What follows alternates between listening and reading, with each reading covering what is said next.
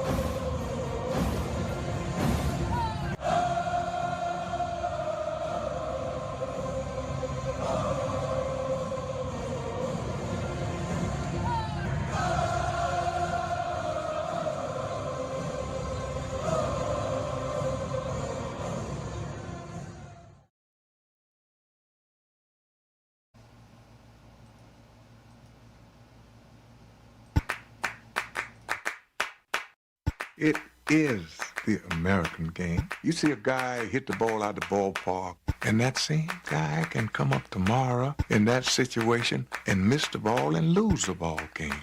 Can bring you up here, it can bring you down there.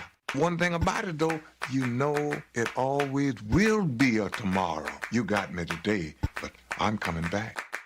Think about it. What is there in your life, besides your love of family maybe, that carries all the way through from almost your earliest recollections till the day you die, and you care about it in one way or another? There are very, very few things that make that list, but we have a child's interest in baseball, so it will be one of the few things in my life that I have cared about in one way or another all the way through. There's a lot of wonderful stillness in baseball that I love. Many seconds of stillness. When the pitcher has got the sign, the batter is crouched, the ball players all lean forward with their hands on their knees, and then very shortly the ball is delivered. But in that tiny period when the pitch and the fever of the crowd is tangible, there's a moment of absolute stillness that I treasure. The best of us keep as much of that childhood with us as we grow into adulthood as we can muster. And the most creative, the most happy, the most fortunate of us are those who don't lose the sense of play. And even after we're past the point of being able to actually play the game with any skill, if we love it, then it's like Peter Pan. We remain boys forever. We don't die.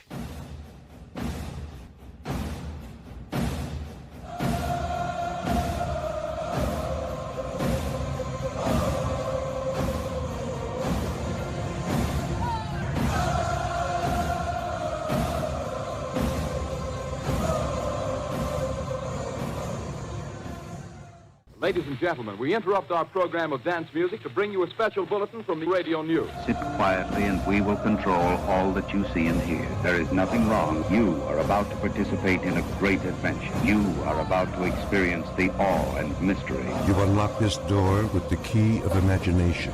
Beyond it is another dimension, a dimension of sound, a dimension of sight, a dimension of mind. You're moving into a land of both things and ideas. You've just crossed over into Adventures in Time and Space. We offer you Braves Country Radio, your home for the classic call of Braves Country Baseball. Hi, folks. Join us now for another Braves ball game. Yes, sir. This is the one we've been waiting for. This is it. This makes you feel like it's spring and baseball, no more measles, and free tickets to the circus. You're in Braves Country.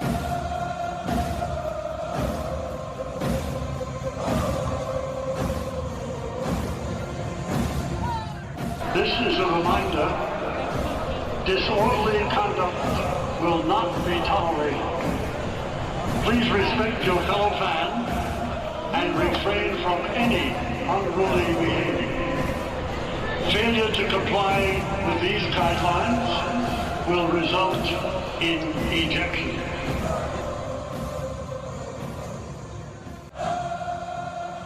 It's all mixed up with peanuts, tobacco juice, and a hearty feeling among the fans joshing each other.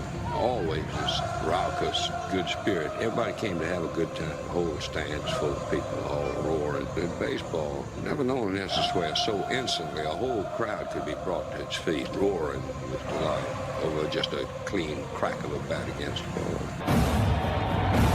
A lot of room in right center. If he hits one there, we can dance in the streets. Line drive and a base hit! Just as to score the tying run. Breathe to the plate. And he is safe!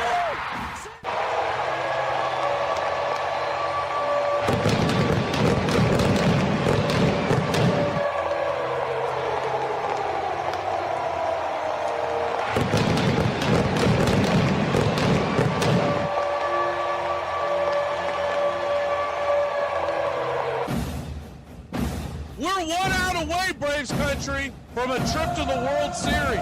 Whatever superstition you've got, do it. The entire city of Atlanta, the entire South is standing on their feet, trying to will the Braves into the World Series. Here's the 1-0 pitch. And swung on and ripped over to Dansby Swanson. Dansby's got it. He fires over first. Baby sound the trumpets. Do the job through the streets. Your Atlanta Braves are headed to the World Series. And the place is going bananas.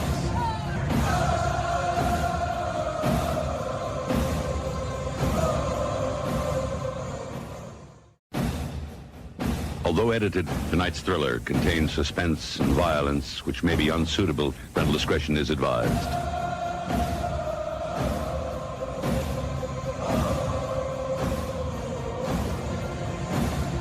2, 4, 6, 8. Who do we appreciate? You're in Braves country.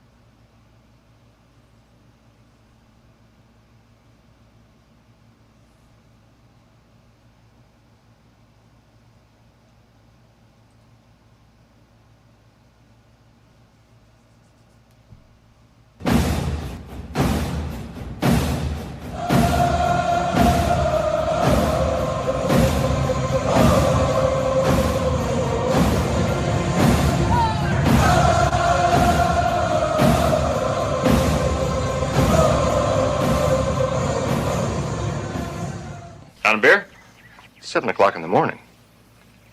Scotch? Hey, howdy, hi, and how the hell are you? Pull up an armchair, girls and boys. Pour you a cold one. It's time for Braves Country Baseball.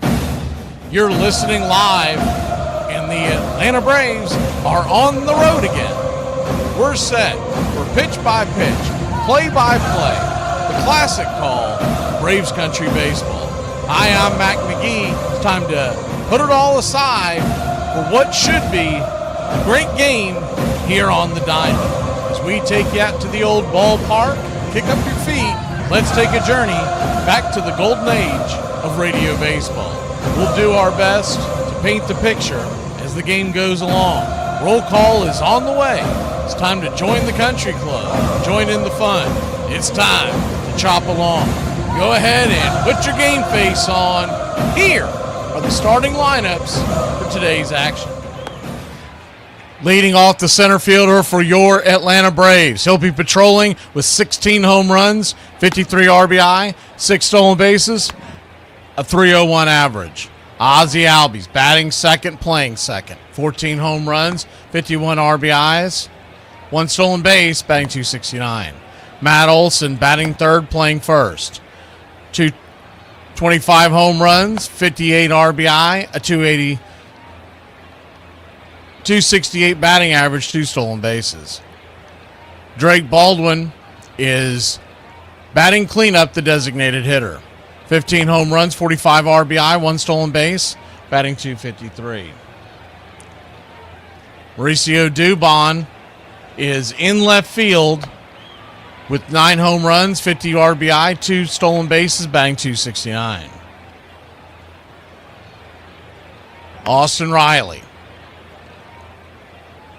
batting sixth, playing third.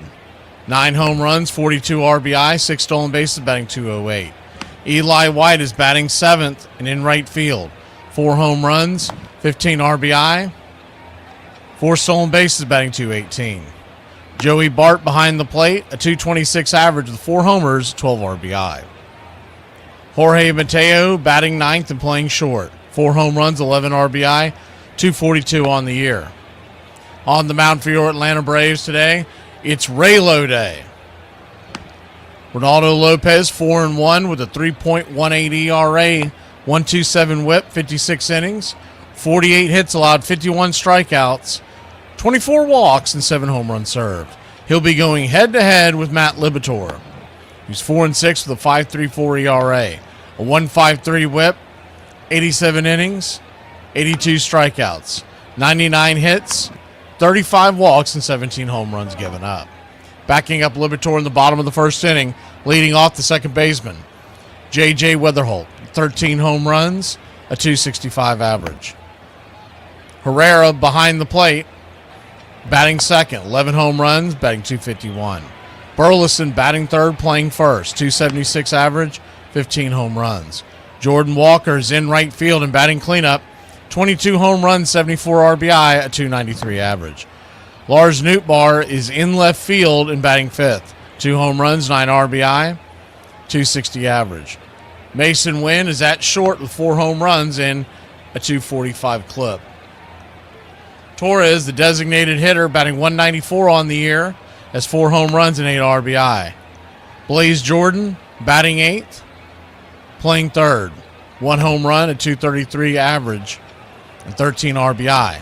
Nathan Church is in center field and batting ninth, 8 home runs, 28 RBI, and .241 on the season. Calling balls and strikes behind the plate tonight, it's Dan Iasona. Your first base umpire, Adam Beck. Second base will be manned by Steve Jashinsky, and down the third base line, it's Jeremy Rehak. Game time temperatures here in St. Louis, Missouri at the new Busch Stadium. 80 degrees with the wind blowing in from left center at about 10 miles an hour. Your Atlanta Braves minus 101 on the money line, St. Louis minus 107. A virtual pick 'em. The over-under is 8.5. Our pick to click tonight, no one has great numbers against Libator. In fact, they're downright putrid.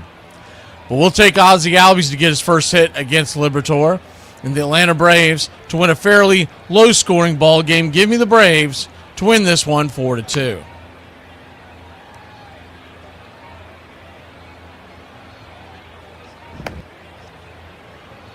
Keep playing like this, we'll be the laughing stock of the league. All right, boys, let's get back to basics. This is a baseball. The object of the game is to keep the baseball within the confines of Braves country.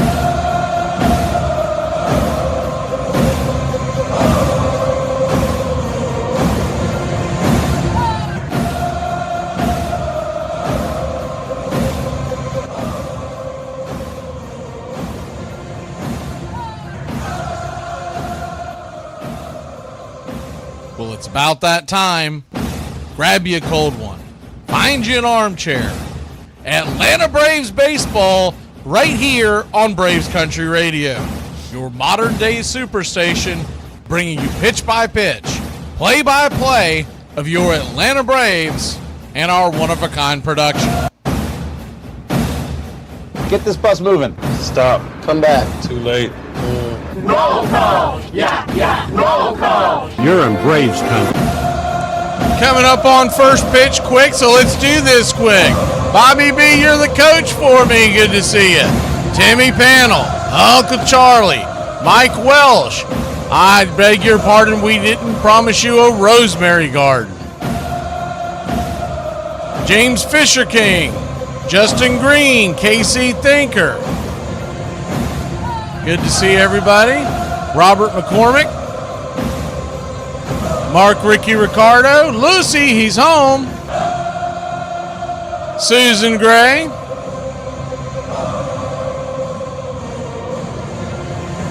Dirty Bird. Deb Up, Step Up. Mike Welch. Steve Sonderland. Smokezilla. Rich 22.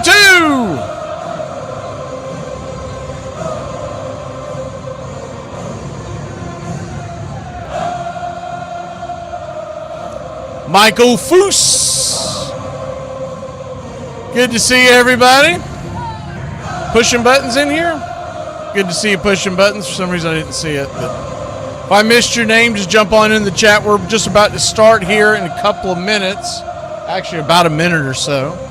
And as soon as the 3D kicks in, we will bring it to you live here, the classic call of Radio Baseball. One more game after this before the All-Star break. I haven't made the card yet, but we are going to bring you a doubleheader tomorrow. It's going to be an early doubleheader. Double check the time on that one, make sure I'm not misspeaking. Paul Skeens and The Miz are set to go head-to-head right before Braves Cardinals. It's going to be rough. I must have been listening to Milwaukee broadcast when they said 11 a.m. Either that or they were talking about the... All right, well, this is what we're going to do. We're going to bring you The Miz versus Skeens until time will allow us, and then we're going to flip over to the Braves versus Cardinals.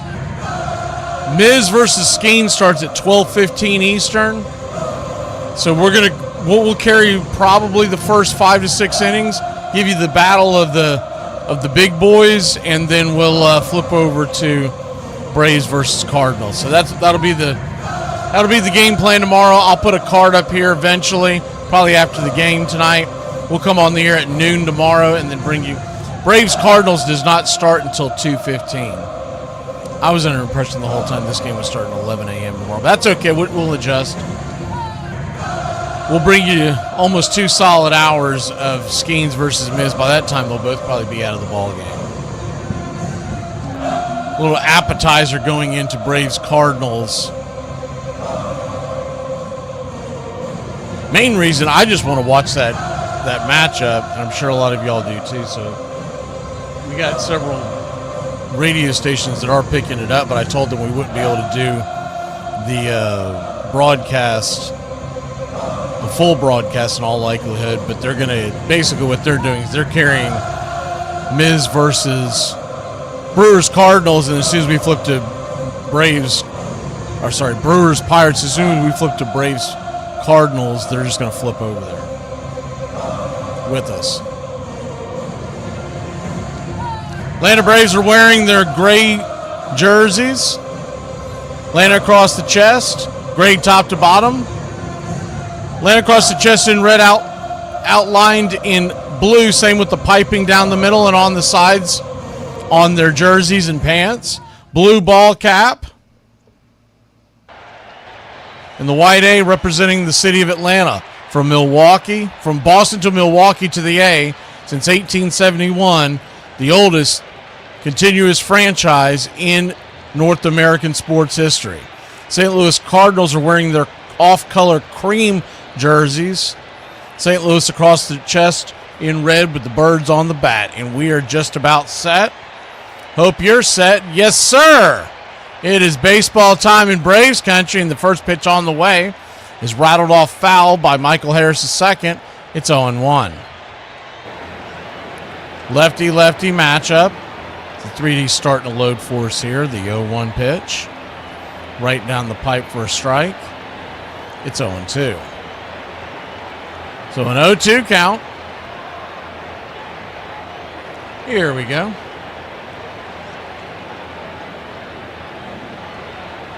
Nothing, your score. Infield back and to the right. Outfield deep and straight away. The 0-2 pitch. Swing and a miss. Schooled him on that one. One away. He went. Harris didn't appear to have a clue on that at bat.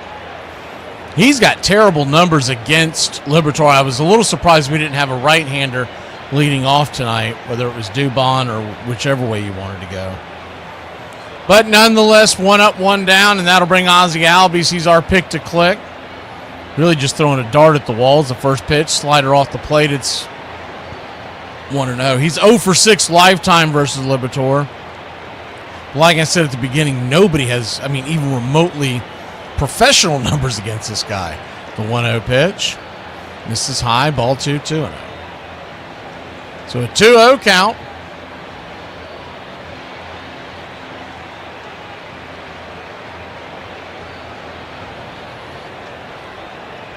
Liberatore brings it, swings, swats it. High and deep down the right field line, bending, just foul, 2-1. That thing looked like it may grab the inside corner, but it just kicked foul as it rolls away.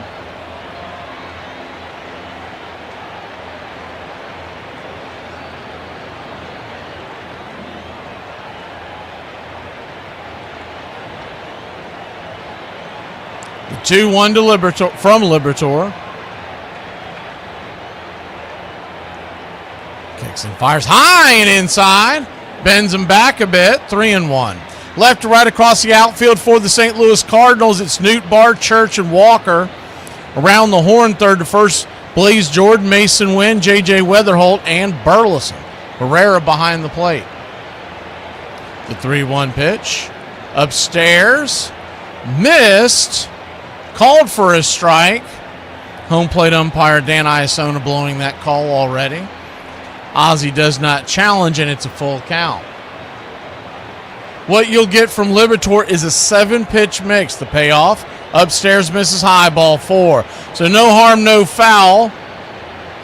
And your Atlanta Braves get the first runner aboard, Ozzie Albies.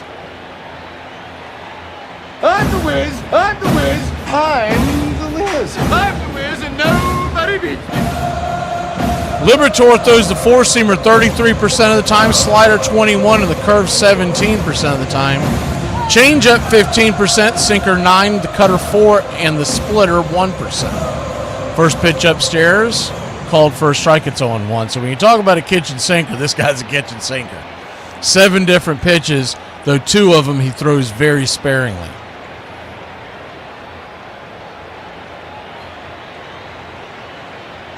The 0-1 pitch, swing, pops it back foul, it's 0-2. Drake Baldwin stands on deck. He is the only one in the line who actually has decent numbers. I believe it was 2 for 5. But he hasn't been swinging the bat particularly well, and the lefty-lefty, we decided to leave him alone and go with Ozzie. We're halfway there to the click with Ozzie. The 0-2, down and away, 1-2. Also, it just seems like it's been a few days since Ozzie's put a couple of hits together. He normally gets them in bunches. Braves come in tonight 54-39, 15 games above 500. The Cardinals 5 games above 500, 49-44. The 1-2 pitch in the dirt. Ball gets away, skips all the way back towards the first base dugout, and Ozzie Albies will take a wide turn at second base, but he'll stay right there and a runner in scoring position to get the game going.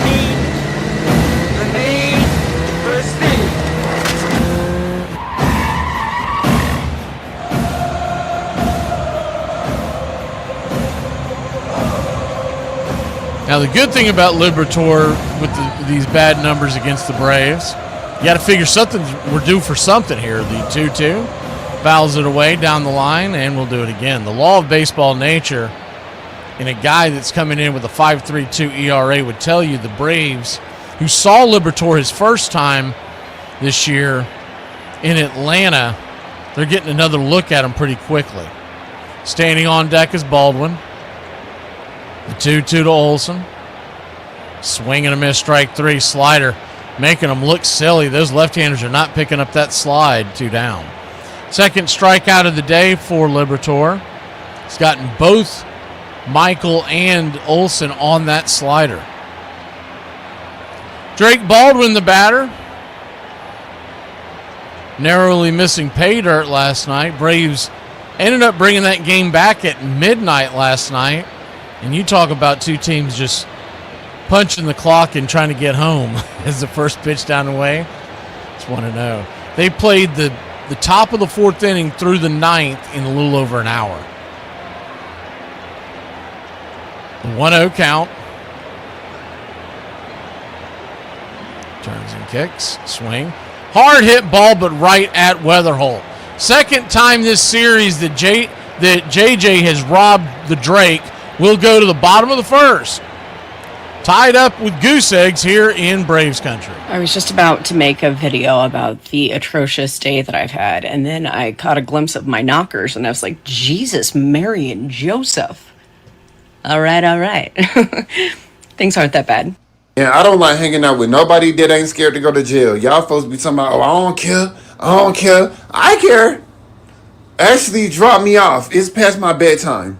I want to go home and watch Moesha, and y'all talking about, oh, I don't care, we can go to jail, I got bail money. I want to go home, bro. I like to make it home safe, actually. And I hate riding in the car with a motherfucker who would rather listen to the seatbelt ding than just put that on.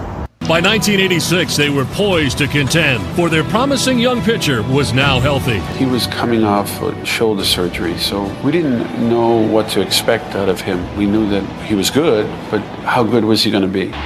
Boston fans found out real soon in April when Roger Clemens had a date with history.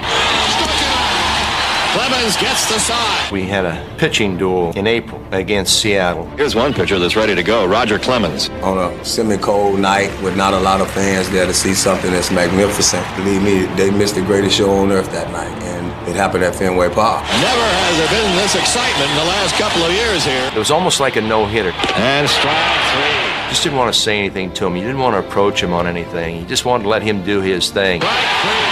Number 11. He was just overpowering. Ball was exploding. You don't have many nights where you sit back there and you feel like you're playing catch. Number 15 for Clemens. Even if they knew it was coming, they couldn't hit it. 19 for Roger Clemens.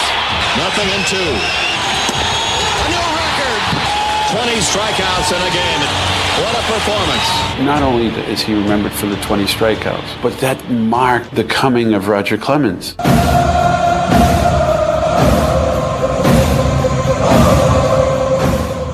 Ronaldo Lopez checking in. First pitch swinging here by J.J. Weatherholt. Should be an easy 4-3. It is. Good scoop and flip by Ozzie to Olson. And there's one down.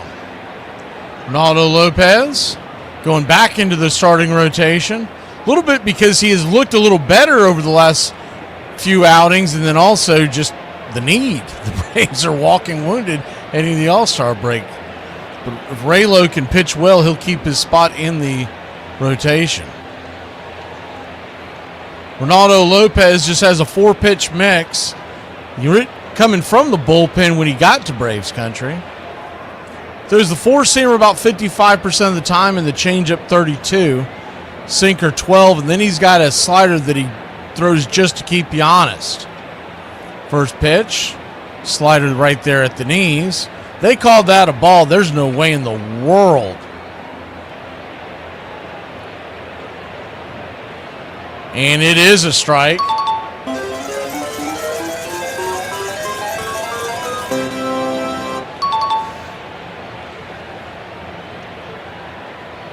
The 0-1. Righty-righty matchup. Pitch well upstairs, misses high. 1-1. At the plate now is Herrera after Weatherholt's first pitch swinging grounder. Herrera batting .251, 11 home runs. The 1-1 pitch swing pops it up. Riley giving chase towards the third base dugout, but he'll run out of room as it hits the top of the dugout. Youngster out there fighting an old man for a souvenir. I don't know which one's worse. What are we doing over there?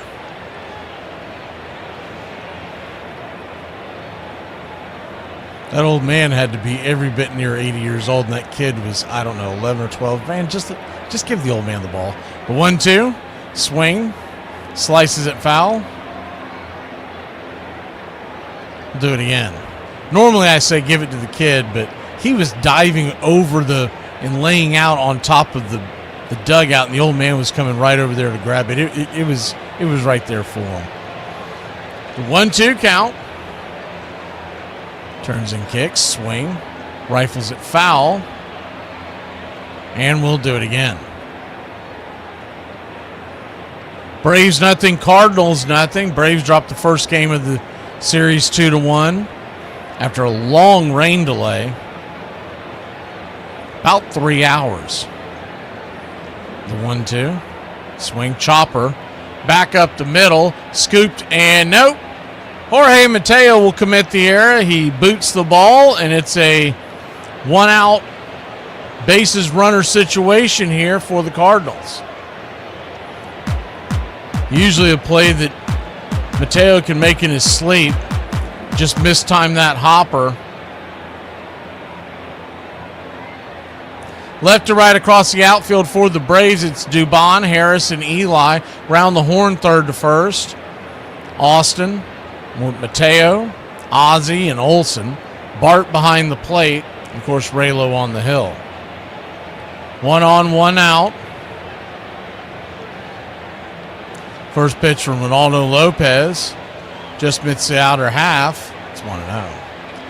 Alec Burleson, the batter. Lopez trying to work around Mateo's error. As the infield playing double play, Mateo not too far from second base. Four-seam fastball called for a wide strike, 1-1. So it's going to be one of those types of nights.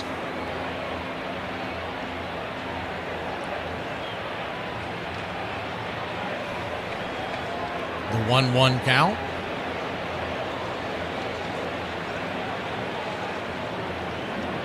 Bender off the edge.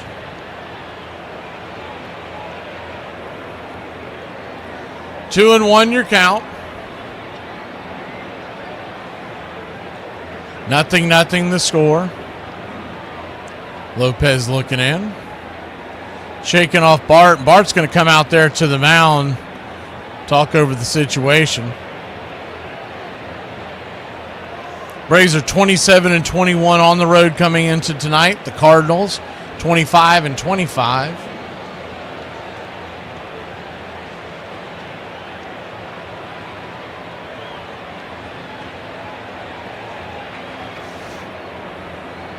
We got the game tomorrow at 2:15, and then the Braves go on vacation until Friday. The 2-1 pitch fouls it back, 2-2. We will start off with the Rangers at home when we come out of the All-Star break.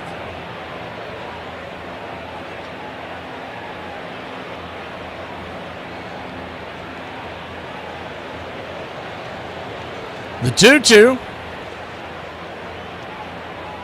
Way outside, four-seam fastball, pitch out territory, and it's a full count. Standing on deck is the ever-dangerous bat of Jordan Walker.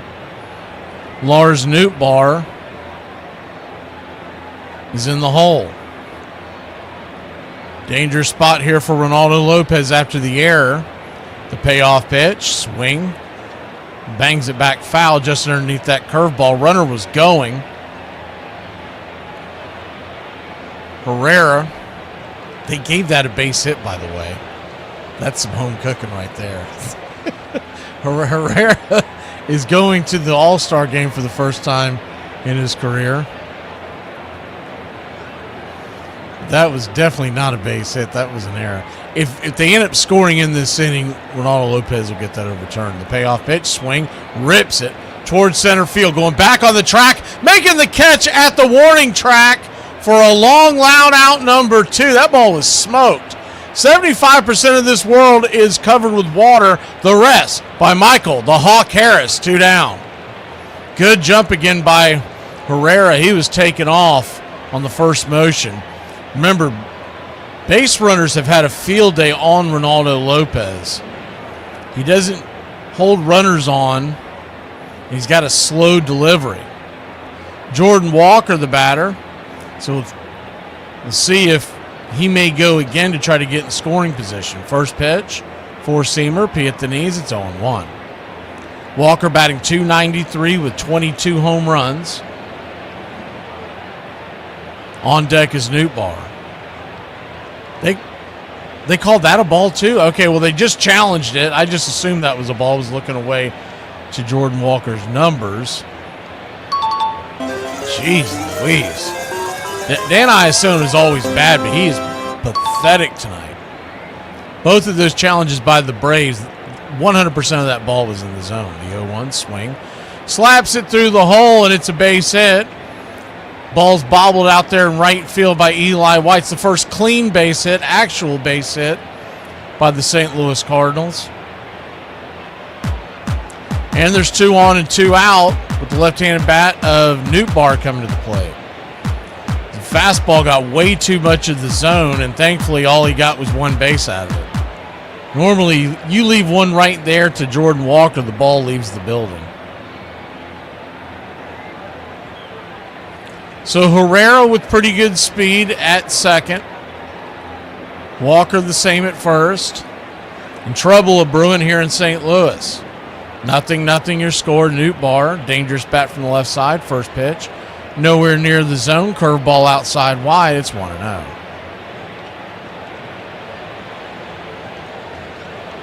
The 1-0.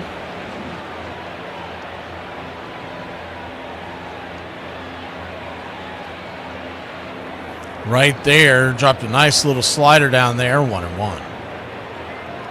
Nootbaar batting .260 on the year with 2 home runs, but remember, he started the season off on the IL. He's just getting back. So you can't pay attention to the low home run total. He's always been a thorn in the Braves' side. The 1-1 pitch, swing, swats it back foul, 1-2. That was pitch number 19. Lopez is 1 strike away from getting out of this mess. We should already be sitting in the dugout if the ball hadn't been kicked by Mateo. But instead, here we go. The 1-2. Swing. That ball is crushed. And she is not coming back. A 3-run shot. And it's a 3-0 game. So that error by Mateo will come back to bite us in the behind. 3-0 your score. Nootbaar, 435 feet on a hanging breaking ball. That slider was a cement mixer all the way. Yeah, I was just talking about how you can't pay attention to those numbers on Nootbaar because he'd spent the whole year on the IL essentially till just recently. And he is definitely back. So it's 3-0. Righty-righty matchup, first pitch. Four-seamer misses. It's 1-0. That's the bad news. The good news is it's only the first inning, and Dan Iasone has been absolutely blind behind the plate back there, so maybe he'll start giving us some good calls when we're on offense. 1-0 is right there. First strike. It's 1-1.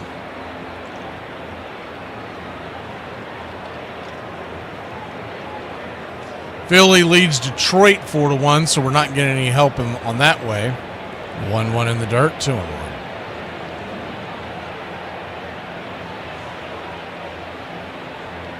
Two-one count.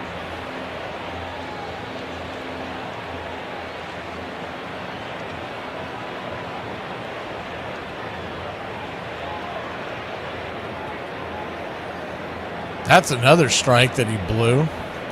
Iasone is going to get challenged here. My God, he is just pathetic.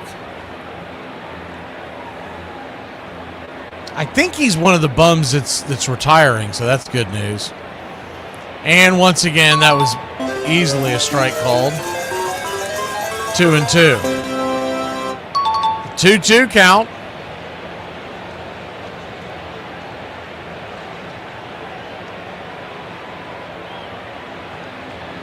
Kicks and fires, swing, chopper.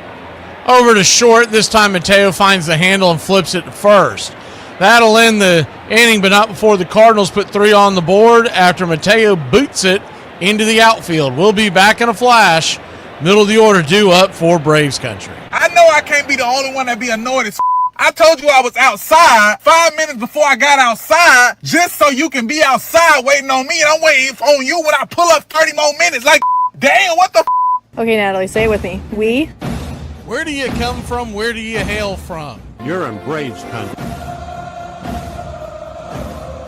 It's always great to hear where everybody's listening here in Braves country.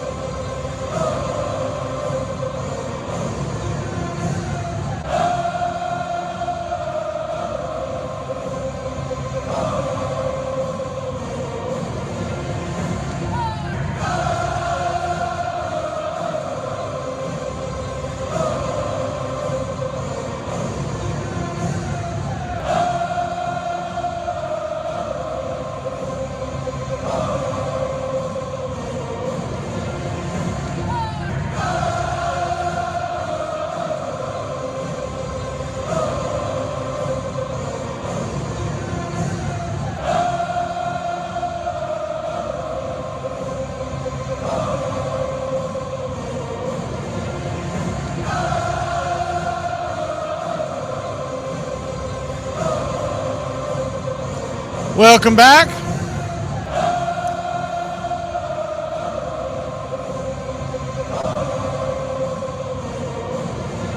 Liberatore coming back to the mound. Some kind of a delay, not really sure what's going on.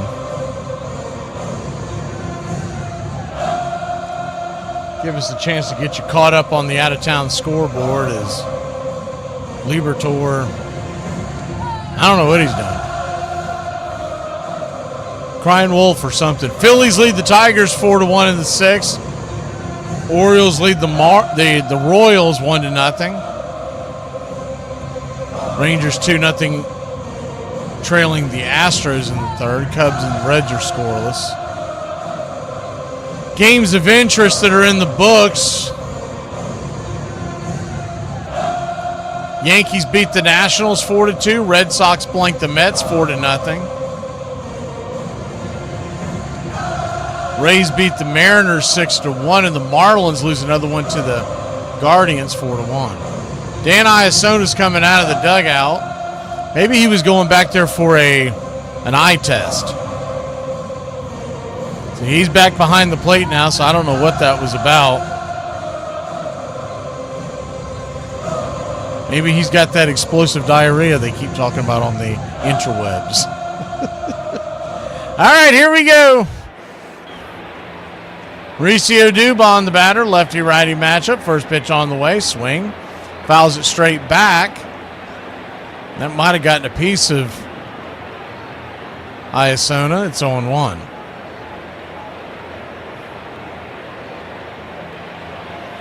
If you're just joining us, Newt Barr hit a 3-run homer after Mateo booted the ball. They called it a base hit, but it definitely was not. So right now it says 3 runs, 3 hits, no errors. That'll get appealed after the game and changed. The 1-1 to Dubon, swing, pops it back foul, 1-2.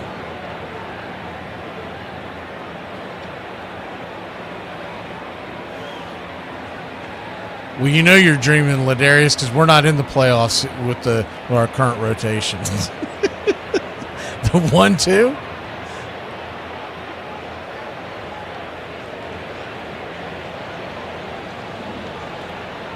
Swing and a miss. Strike 3. 1 away. You know what they say? All these people that come in complaining about gambling. Never bet what you can't afford to lose, son. 1 up, 1 down, and Austin Riley. And you know what else they say? Because I saw this on, I think it was X yesterday. I don't even remember what the post was. First pitch on the way is upstairs for a strike on the outer edge. It's 0-1. Someone was complaining about some kind of bet that they had lost, and about 30 people came in and just ransacked the fool. Is the 0-1 outside wide, 1-1. And the basic consensus was nobody gives a damn about your lost bet. The 1-1 count. Swing and a miss, 1-2. And I mean, for that matter, nobody cares if you win a bet. Honest engine. Trust me, I've been doing this for too long. Nobody cares. The 1-2.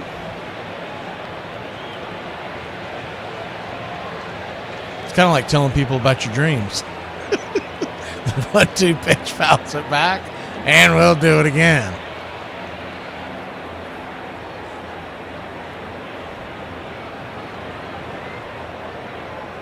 Infield back into to the left. Outfield deep and straight away.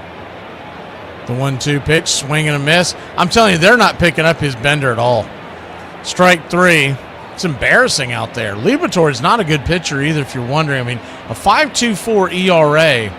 He is hanging these curveballs, and he's getting whiffs. That's his 4th strikeout of the night. 1 from the curve and 3 from the sliders, and they've all been nowhere near it. Eli White, the batter, upstairs misses high. Just want to know if you missed the news, Yaz went to the IL today, so he's gone for at least 10 days. The 1-0 swing, punches back foul, 1.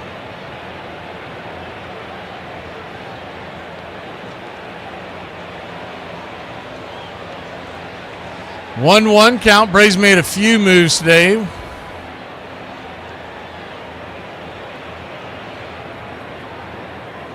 They recalled Owen Murphy. 1-1 misses high. 4-seamer called for a strike. 1-2. Recalled Owen Murphy and placed the Yaz on the 10-day IL. Elbow inflammation is what they're saying. They also recalled, is the 1-2 below the knees, 2-2. They recalled Brewer Hicklin, outfielder for the Braves. Option James Karinchak to AAA. And they outrighted Jose Azocar to Gwinnett and transferred A.J. Smith-Shawver to the Stripers. The 2-2 pitch, swing, lifts it. Lazy fly ball into right field, and the Braves are down 1-2-3 again. Atlanta Braves have done nothing so far. We'll be back in a flash, see if they can keep the Cardinals where they're at going to the bottom of the 2nd. It was the first fall classic at Fenway since 1975, but their heartbreaking loss to the Mets would be hard to put behind them. In 1988, Boston manager John McNamara watched his team go 43-42 by the All-Star break, and he was promptly replaced by the Red Sox third base coach Joe Morgan. Everyone coming to their feet. Joe Morgan on the verge, perhaps, of his first Major League managing victory. I remember telling the club that maybe we can't win this thing, but certainly we can creep up the ladder. And if we get up in a second place, who knows after that? So last year was the first year that I actually watched baseball for a good amount of the season. And I really enjoyed it, which blew me away. I love the pitch count, the home runs, all that good stuff. So I said, I gotta have a team though. I have to have a team in baseball so I can really follow them. The issue is I'm from North Carolina, and I love the Hornets. I love Duke. I love the Panthers. I need a North Carolina team. And then, of course, for the MLB, there's no North Carolina squad. So I said, where's the closest team that I could attach myself to? The Atlanta Braves. So if you're a Braves fan, you gotta let me know who I need to follow, who I need to pay attention to, because I'm locked in. I got all of the sports alerts turned on. I'm ready. I'm ready for the season, baby. Let's go, Braves.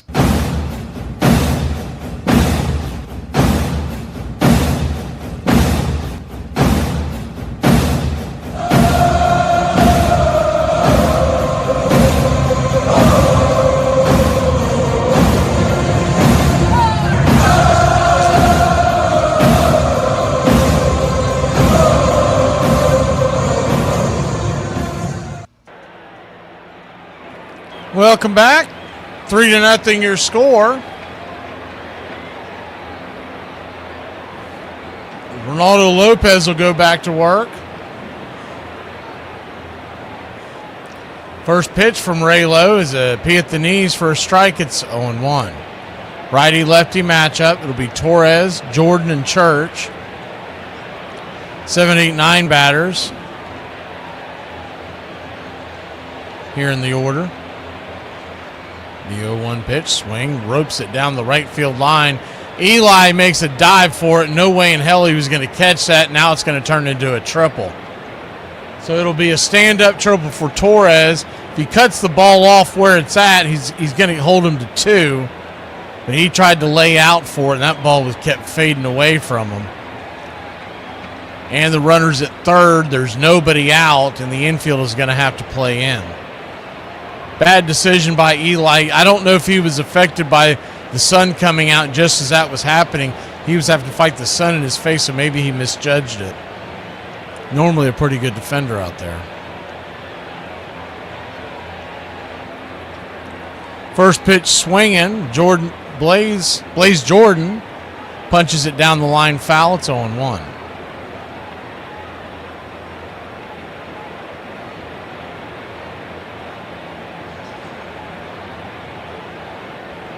The 0-1. Swing and just got a piece of it. 0-2.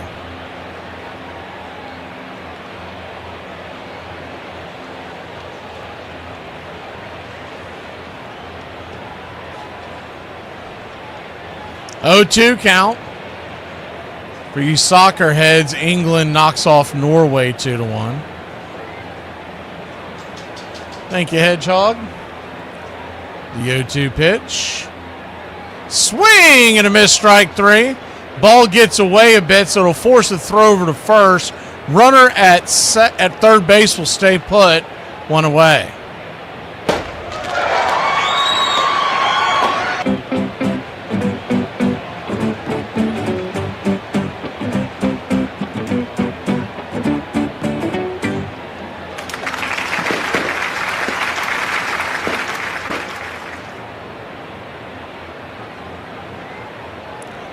Righty-lefty matchup now. The number 9 hitter, Nathan Church, the batter. Infield in, first pitch. 4-seamer, out wide, 1-0. Braves drafted 2 outfielders and 3 right-handed pitchers in the first 5 picks of the MLB draft today. 1-0. Swing, chops it up the middle. Backhanded by Mateo. Looks back the runner. Flips it to first. And there's 2 down. So Torres has to stay put. Now the infield can play back. Soccer heads England 2, Norway 1. That's a final. And I'm trying to remember when that next one starts. I believe Argentina starts in about an hour. First pitch high and outside. Misses for a ball. It's 1-0. J.J. Weatherholt, the batter, he grounded out to second on the first pitch he saw to start the game. The 1-0. Slider down and away. 2-0. On deck is Herrera.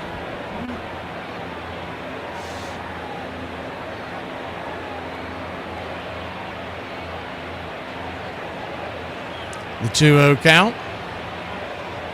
Swing up the middle. And this time Mateo's got it. Flips it first, and that'll end the inning.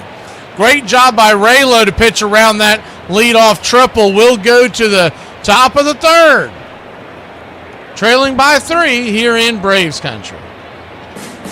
What's for dinner?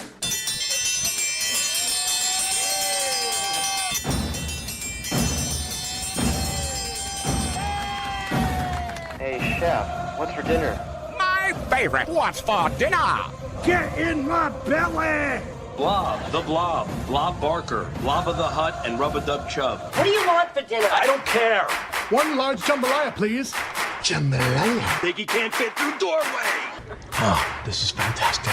You got my shirt at the Big and Tall shop? When did I make the crossover? I can't feel my hands.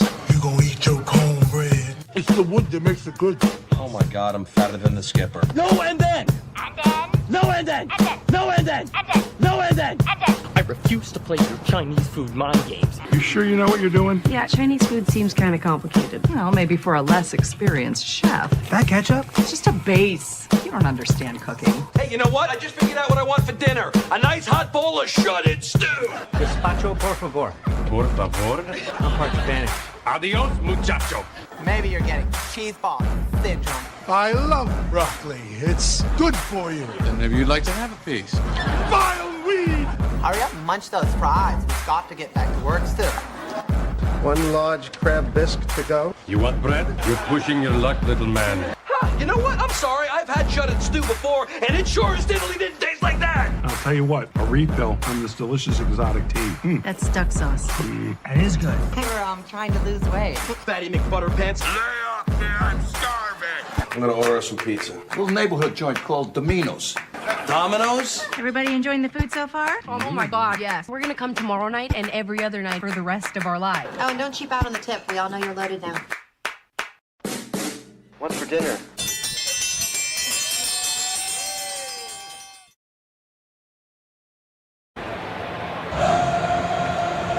Welcome back.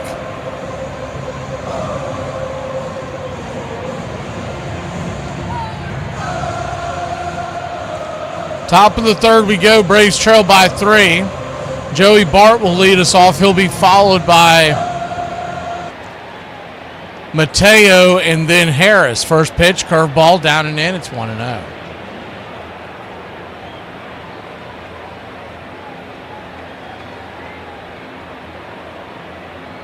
The 1-0. Four-seamer outside wide, ball 2-0. Game 2 of a 3-game series. Game 3 is tomorrow, 2:15 first pitch. Doesn't appear that we are going to face any looming weather in the next couple of games, so hopefully that stays put as the 2-0. Swing and a miss. Just a bad one. Another one of those sliders that the Braves are not picking that up for whatever reason, 2-1. I mean, they are swinging at some really bad pitches tonight. I don't know if there's a glare. That's what they blamed it on out in the Pittsburgh game, the 2-1. Below the knees, misses the zone, but called for a strike because Dan Arizona has batted his job, 2-2.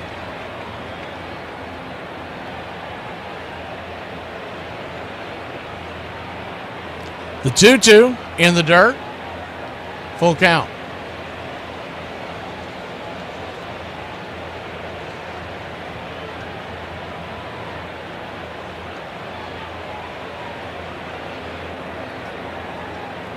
The payoff pitch. Swing and a miss. Bender again. Making him look stupid out there. One away.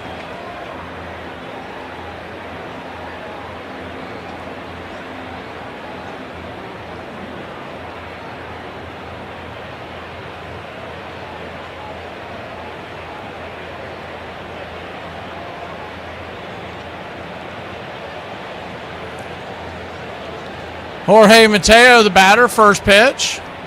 It's high, swinging. Lazy fly ball to center field to Mateo. F8 in your scorecard, quickly 2 away.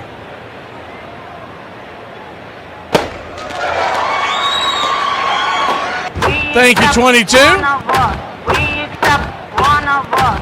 Super gobble, super gobble, super gobble. One of us. We accept that one of us. We accept that one of us. Super gobble, one of us. Super gobble, one of us. Super gobble. Shut up! Oh my God, I don't care! Lefty-lefty matchup, 2 outs. Liberatore versus Harris. First pitch, blew it right by him.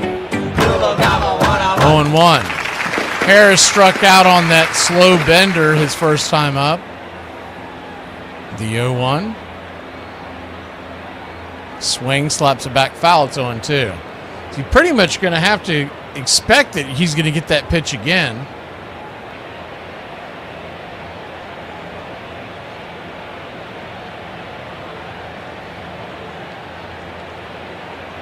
The 0-2 pitch.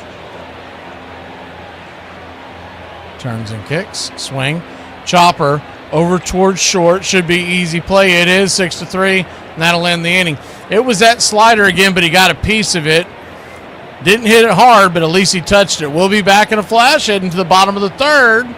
Trailing by 3 here in Braves country. I tell you what, 2 country songs that I'm calling bullshit on is Choosing Texas by Ella Langley and Jolene by Dolly Parton. Because ain't no dude in his right damn mind leaving Ella in Tennessee for some bimbo in Texas. It ain't nothing against Texas girls, but Ella Langley. And did you see what Dolly Parton looked like when she released the song Jolene? Like, what the hell did Jolene... Was Jolene from Texas? Like, what did Jolene look like that Dolly was actually worried that Jolene would steal her man?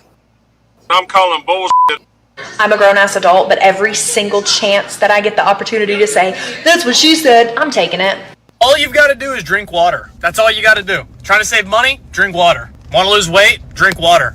Head hurt? Drink water. It's so simple. Just drink water.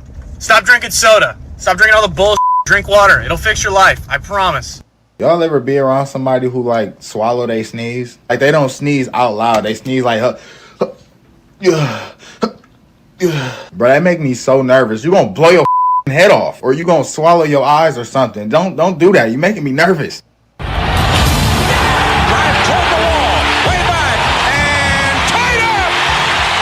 With Morgan's magic touch, Boston gave Fenway a winning atmosphere. Struck him out, and this ballgame has come to an end. It was a streak that started during McNamara's reign and showed no signs of letting up. They've got 10 in a row. We went into each game at home thinking they're over there knowing they're at Fenway, and it's going to be tough. A one-hitter for Roger Clemens.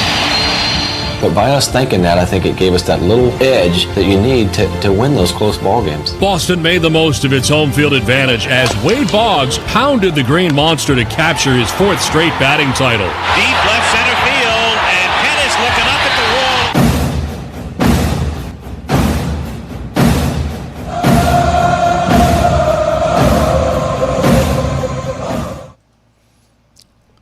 3-0 your score. St. Louis leads Atlanta. All the scoring done on a 3-run home run by Newt Barr in the first inning.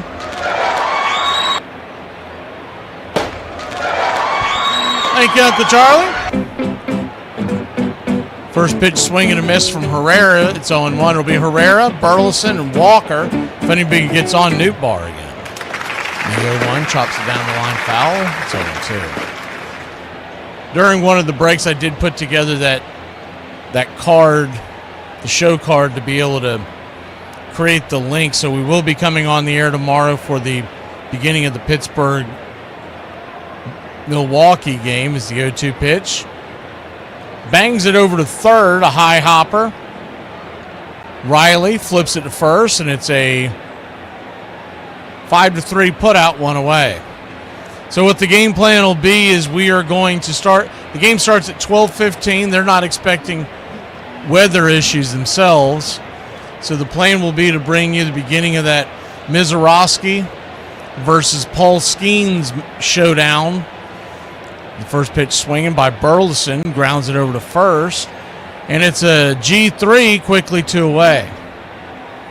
And so when that happens, when we start that game with you, the Braves and the Cardinals begin at 2:15, and we're going to go over there at 2 p.m. So wherever that takes us, that's where we'll stop the game and then flip over to Braves versus Cardinals.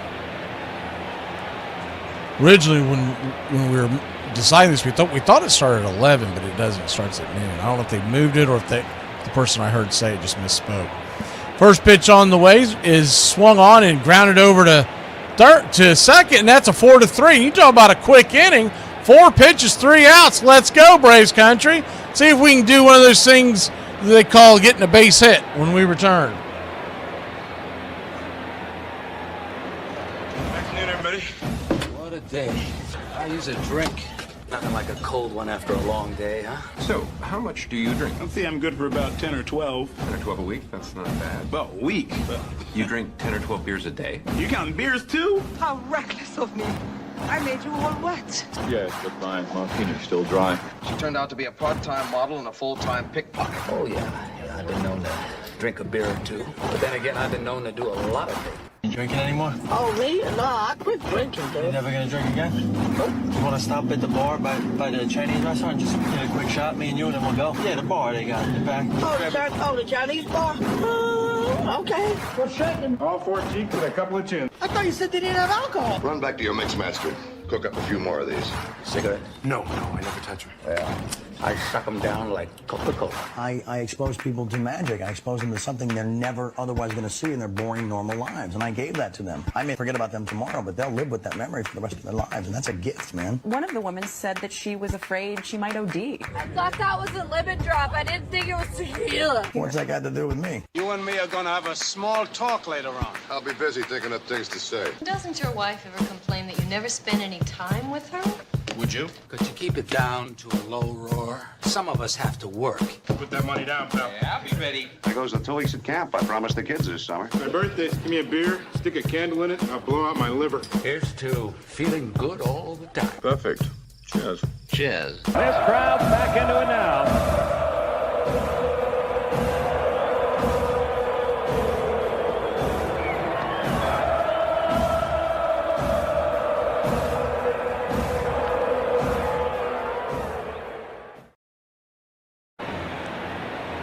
Welcome back, Atlanta Braves Junkies. First pitch swinging by Ozzie Albies, and that'll be a lazy fly ball.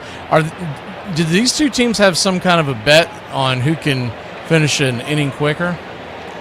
We've seen 5 pitches now and 4 outs in the last inning plus between the Braves and the Cardinals.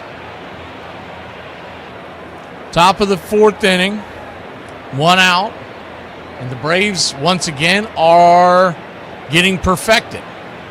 Libator has given up a walk, Did forget about the walk by Ozzie. Lefty-lefty matchup. First pitch is right there. Cutter for a strike. It's 0-1. But they are getting no-no'd right now. The 0-1 to Olsen. Swing. Bounces it foul. 0-2. On deck is Baldwin. One of the problems I have with this lineup that they keep using versus lefties is you're putting 3 lefties in the top 4 batters. And these are guys that are not hitting lefties well. So I would probably keep Olsen where he is, the 0-2 down in the way, 1-2. But you got to sprinkle some right-handed bats in there. Even if the numbers don't necessarily warrant it. because it allows the southpaw to just get comfortable. The 1-2, down and away, 2-2. I mean, Dubon you could sprinkle up towards the top. I don't love having Riley up too high, but against a left-handed starter, I would have him a little higher in the order. The 2-2. Swing and a miss. Looking silly on that curveball again, 2 down. Second time he has swung and missed at that bender going well off the plate.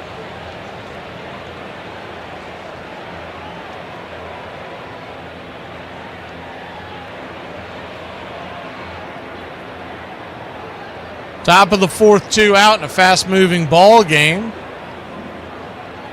And the first pitch to Drake Baldwin, slices it into the upper deck. It's 0-1.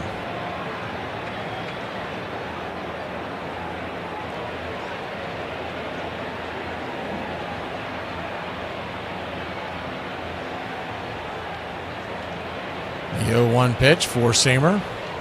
Off the plate, called for a strike. It's 0-2. I also believe Dan Iasona's got dinner plans as well.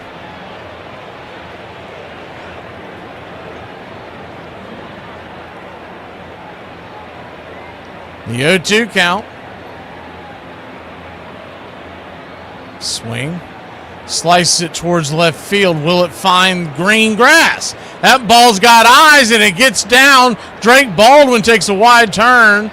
Well, wisely stays at first, but at least we're on the hit parade. And it's the first base hit for your Atlanta Braves. 2 outs here in the 4th. You don't like the Drake? I love the Drake. How could you not like the Drake? Who's the Drake? The Drake is good. It'll look like a base rip in the scorecard tomorrow morning, but that was a flare that barely curled inside the left field line. Now maybe working out of the set position, Dubon can do something. First pitch swinging, bangs it off the plate. It's 0-1. I'm hoping this All-Star break will re-energize a couple of guys' bats, but Drake Baldwin, I think, needs a few days away. The 0-1 pitch, swing, rolls it foul, 0-2. Riley needs a trip to the barber.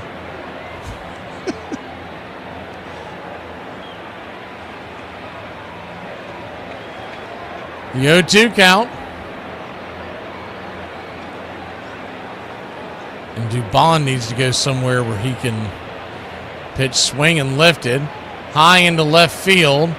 Got underneath that one for out number 3, F7 on your scoreboard. Dubon's got to go somewhere to electric shock therapy, something where he quits stepping out of the box on the first pitch that he sees.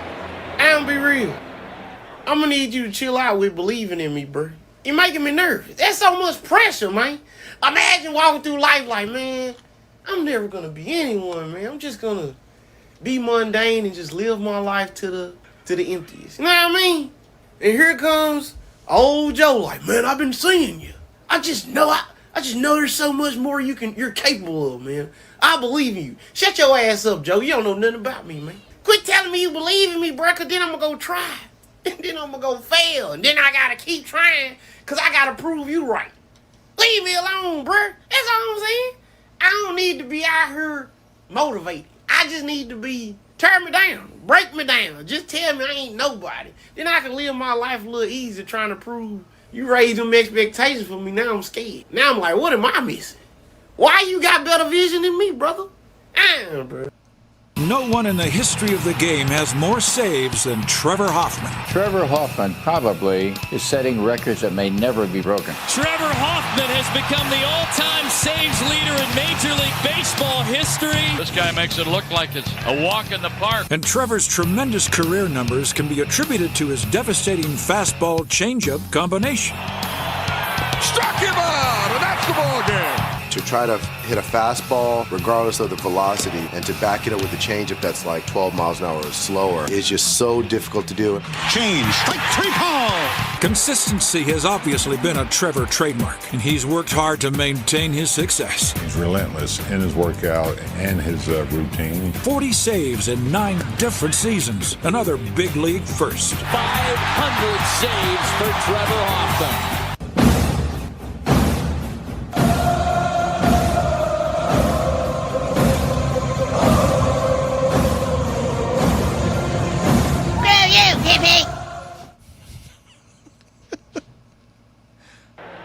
Welcome back.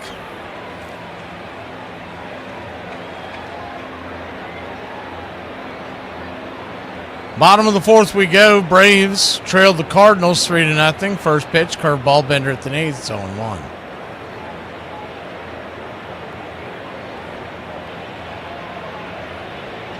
The 0-1.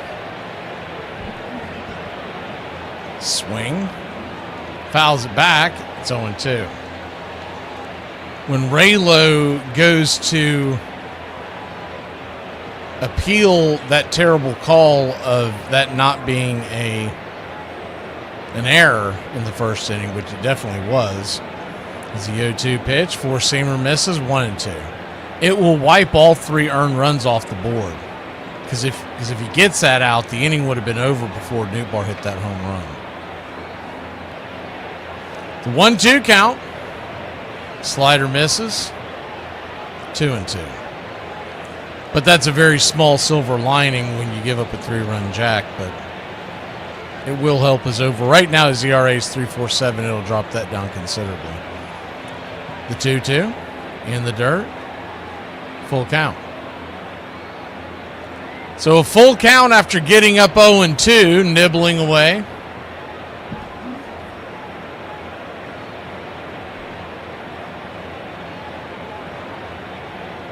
Newbar, who hit a home run his first time up, will take ball 4, and he'll head on down to first. So after getting ahead 0-2, he nibbled his way to a leadoff walk and paints himself in a corner once again as we hit the bottom of the fourth. Braves trail 3-0. 3 runs, 4 hits, no errors for St. Louis. No runs, 1 hit, no errors by your Atlanta Braves. That's all. We got 1 damn hit. You can't say damn on the air. Don't worry, nobody's listening anyway. Four-seamer right there. Misses for a ball. It's 1-0. 1-0.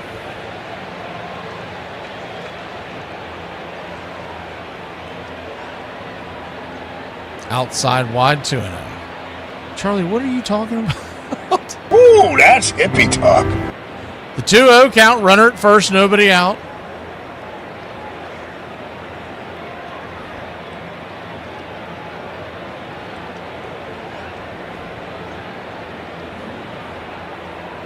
The 2-0 fires a fastball right down the pipe, 2-1. He's hit 95 miles an hour, 96 sometimes. So I don't understand when you get up 0-2 like that, why nibble away? And I know a lot of it is they're just following the lead of the catcher, and Drake likes to do that. When he gets 2 strikes, he does not like to throw anything in the zone. He wants you to chase, but you end up working your pitch count up high when you do that, and you also play into the hand of the batter if it's someone who can work that count back into his favor. The 2-1 pitch. Swing and a miss. 2-2.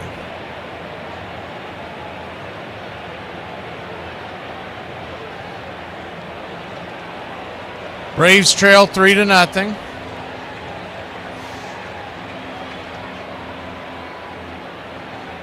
The 2-2. Swing, pop up, back foul. Out of play.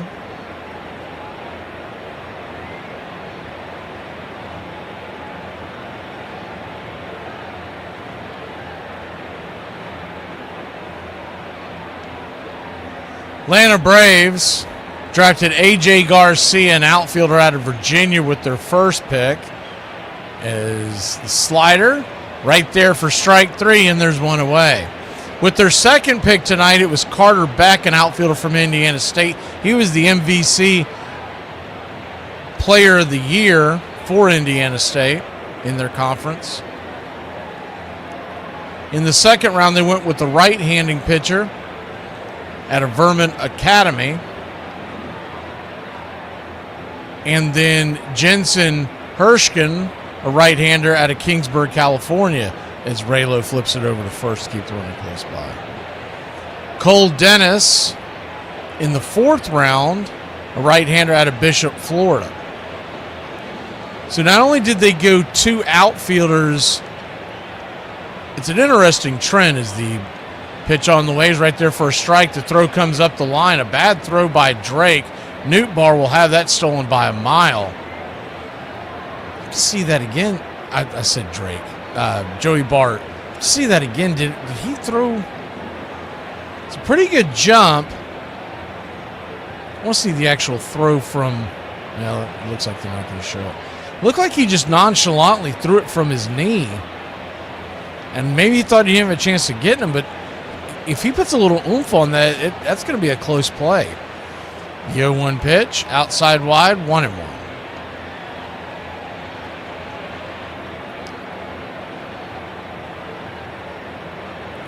One count.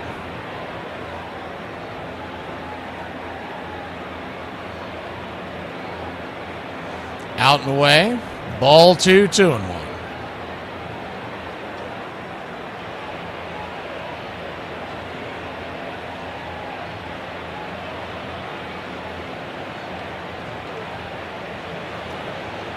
Runner at second, 1 out. Mateo creeping in behind Newt Barr. The 2-1 pitch, swing. Fouls away the 4-seamer. That'll even it up at 2-2. But what I was going to say is that not only is it interesting that they went with 2 outfielders in the first round, so they're trying to help the offense is the key to that. It also is interesting that they're both outfielders. Does that mean that they have no intention of re-signing Acuna? The 2-2. Bangs it foul in between home and first. That very well could be a thing. Unless they're thinking that one of those guys are going to be good trade bait. But nonetheless, they drafted 2 outfielders out of college, which means they should be ready sooner than later. And then they went with the talent upside out of high school, and they're all pitchers in rounds 2, 3, and 4. The 2-2 is bang foul out of play, and we'll do it again. Lopez, who had a really quick third inning, is still about to creep up on 60 pitches. This will be number 59 here in the fourth. So it's interesting that that's the route they went. I'll put the picks in the chat here in 1 second so you can see who these guys are.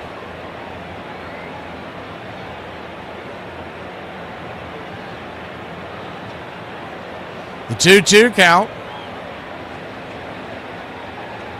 Swing, slaps that one back.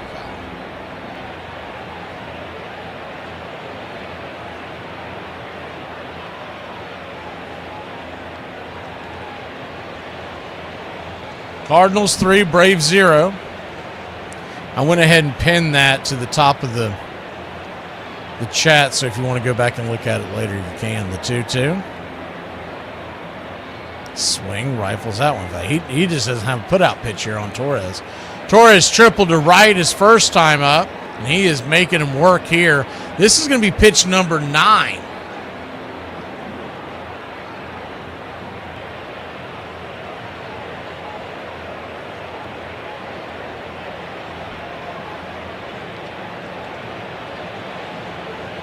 The 2-2 pitch, down and in, ball 3, 3-2. Now, they could lose some of these guys they drafted from high school. You have to keep that in mind. Caden McCarthy, the right-handed pitcher, he is a Tennessee Volunteer commit. And Hershkin is an LSU commit. The payoff pitch, swing and a miss, strike 3. 2 down. Finally wore him down. 10-pitch at bat. I'm not sure if Raylo actually won that at bat when you have to waste 10 pitches there. So it'll be interesting to see if these guys actually come. I mean, look, when you talk about, I would tend to think that McCarthy and Hershkin would most likely want to come. But if they do go to college, they have to go there for 3 years. 4-seam fastball inside for a ball, it's 1-0. Now, look, if they want to try to work on their draft stock and they're betting on themselves to come back in 3 years and be a top pick, okay, fair enough. But same token, those could be years you could be using to work your way up the 1-0 slider, 1-1. You could be using those years to work your way up in the Braves system to hit free agency even quicker. So it really depends on what their view of the whole thing is. The 1-1 outside wide, 2-1.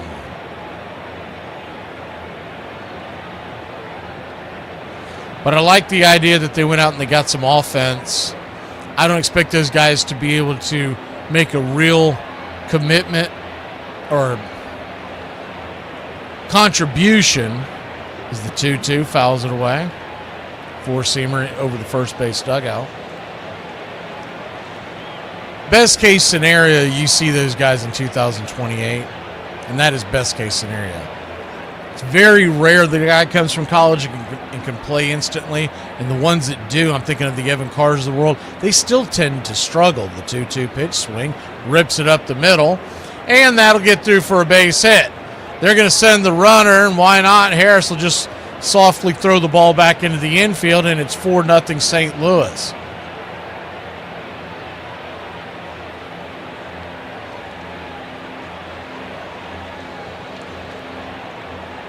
Hard hit ball back up the middle. And the stolen base brings a run home for St. Louis.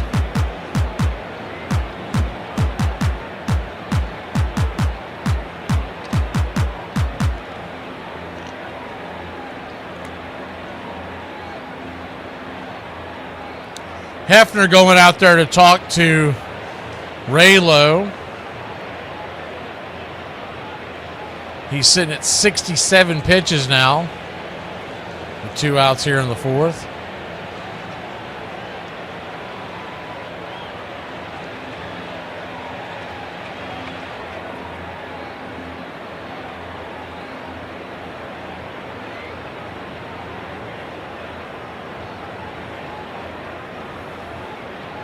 First pitch on the way is a 4-seam fastball. Called for a wide strike one. It's 0-1.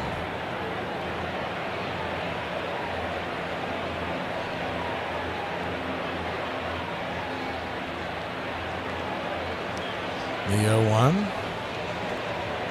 Out and away, 1-1.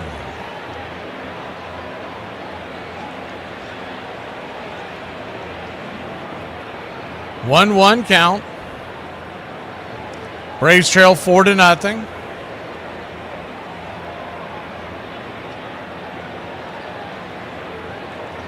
Four-seamer misses, 2-1.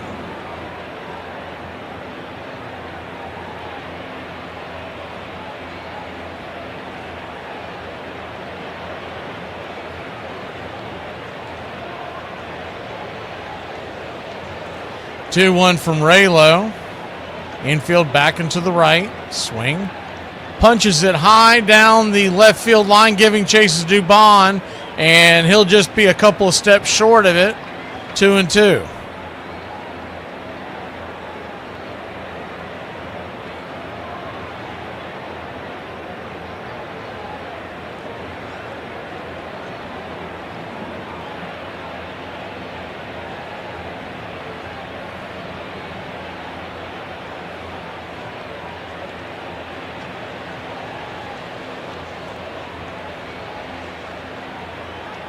The 2-2. Church digging in. Brings it. Swing. Chopper on the ground. And it's going to be a 4-3 putout, and that'll end the inning. But not before the Cardinals put one more on the board. It's 4-0 St. Louis. We'll go to the 5th here in Braves country. About to grab the sticks. Doors open. big one. Well, since when are you the pudding kind? What? Over? Did you say over? Nothing is over until we decide it is. And it ain't over now. Who's with me? Let's go! I don't have to tell you things are bad. It's depression. Everybody's scared. Punks are running wild in the street. The air is unfit to breathe, and our food is unfit to eat. We sit watching our TVs as if that's the way it's supposed to be. We know things are bad, worse than bad. I want you to get mad. Will you fight? No! We will run! And we will live. Shame on you. This could be the greatest night of our lives. You're gonna let it be the worst. In this lifetime, you don't have to prove nothing to nobody except yourself. And after what you've gone through, if you haven't done that by now, it ain't gonna never happen. Wretched slugs. Don't any of you have the guts to play for blood? I'm your huckleberry. I'll put you out of your misery. Say wham. You gotta say, damn it, my life has value. And I'm gonna stay right here and fight for this lost cause. Intruder. Yes, you're an intruder. I was having a perfectly nice trip until you walked into my life. Hey! Let's just lying around. I want you to get up now. I want all of you to get up out of your chairs. I want you to get up right now and go to the window, open it, and stick your head out and yell, I'm as mad as hell, and I'm not gonna take this anymore! Right. Psychotic, but absolutely right. We gotta take these bastards. Are they yelling in Atlanta? Are they yelling in Atlanta? I'm as mad as hell! They're yelling in Atlanta? Son of a... We struck the mother load! I'm mad as hell! I'm mad as hell! I'm not gonna take it anymore! And this crowd's back into it now. I didn't think you had it in you. You look like somebody just walked over your grave. Play for blood, remember? Fuck, I missed something. Yeah, we're all officially kicked out of school. That makes sense.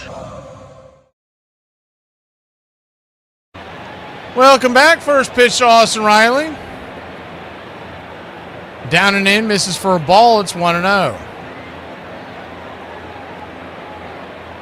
The 1-0. Kicks and grips, swing. Lifts it into left field. That's down for a base hit.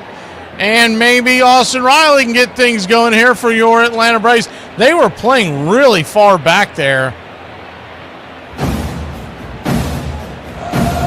When Riley's hot, you normally see a deep play on the outfield. That left fielder, Newtbar, man, he was damn near, his heels were almost on the warning track.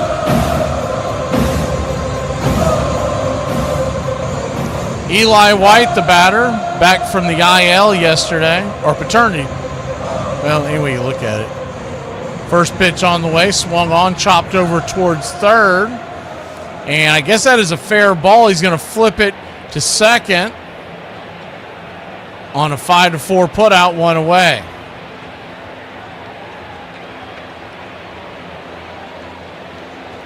He took a long time to turn and make that throw. So no chance of getting Eli White down the line. So Eli will take over for Austin Riley, and with good speed. And Joey Bart to the plate.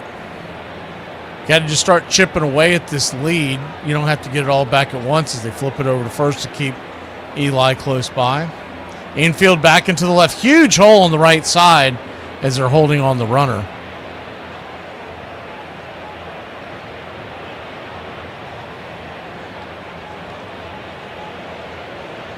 Pitch upstairs. Slider starts us off with a strike. It's 0-1.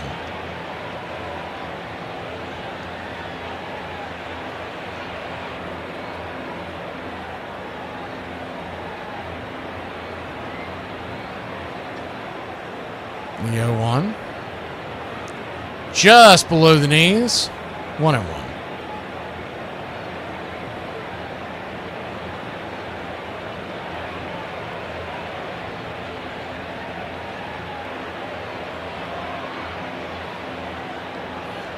One count.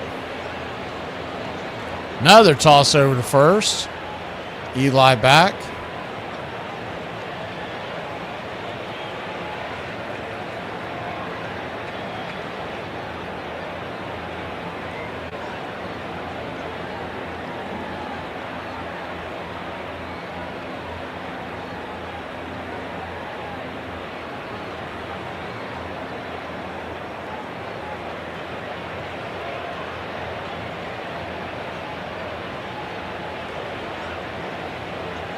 The 1-1 pitch. Swing, rips it over to third. L5 in your scorecard. Just picked it off the carpet before it hit the ground, and there's 2 down.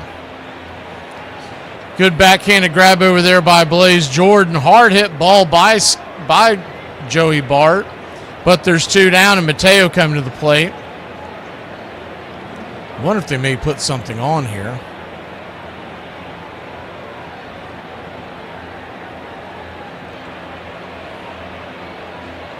First pitch, right there, called for a strike. It's 0-1. Mateo didn't like it. The 0-1.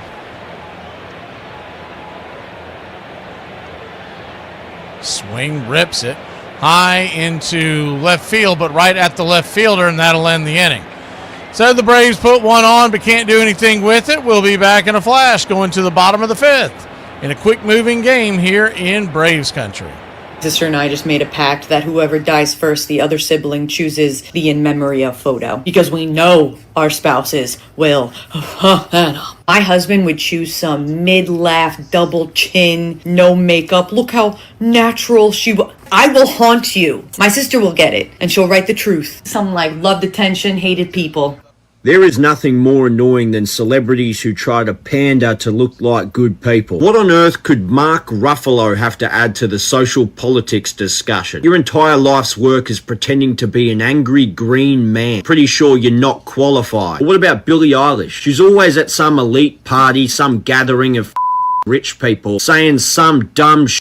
Why are you talking about stolen land? You own a $15 million property on top of the stolen land. Does that mean me and my mates can come over for a sleepover next Saturday? Or why they're billionaires? You just dropped an overpriced Uno game with your name on it that's made with cheap Chinese slave labor. Are your parents baseball fans now, Yogi? Well, my dad's a pretty good baseball fan now, Ed. Yogi, you took part in D-Day, didn't you? Well, I was only a kid at 18 years old when I made the Normandy invasion, Ed. During World War II, if you were an able-bodied young person, you signed up or you enlisted into the service. Yogi was playing in the lower levels of the Yankee minor leagues. He was at Norfolk, where the big naval base was. He enlists before he has a chance to be drafted, so he volunteers to join the Navy for World War II, and then he volunteers again for what the Navy was calling a secret mission, which was the rocket boats. Yogi was a big fan of comic books. He thought it had something to do with Buck Rogers, but ultimately it was really preparing for the invasion of Normandy. Pull up a chair and grab a cold. You're home for the classic call, Radio Baseball.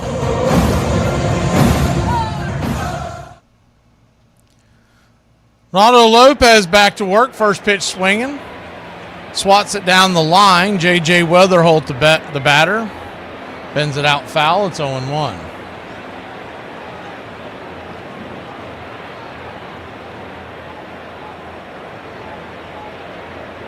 The 0-1. Raylo turns and kicks. Inside, four-seamer, 1-1. Bust him off the plate a little bit. 1-1 count. 4-0 St. Louis.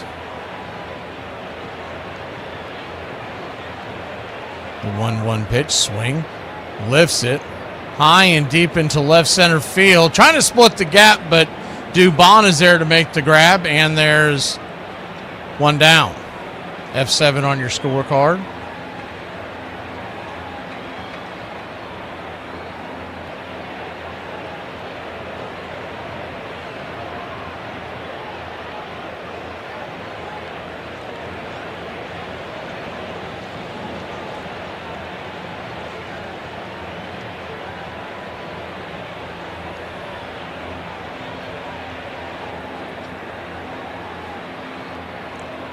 Right-handed batter Herrera heading to the All-Star game. First pitch, slider, down and away.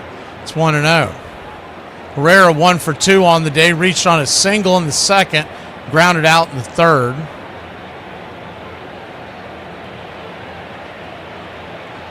(1-0). Down and away 2-0. 2-0 count. I don't know what that's a reference to, but I'm thinking maybe it's all that hash, Charlie. The 2-0 down the lane, 3-0. I usually get like 5% of y'all's conversation as it's rolling by my screen. 3-0 from Raylo. Swing and a miss. Four-seamer over the top. 3-1.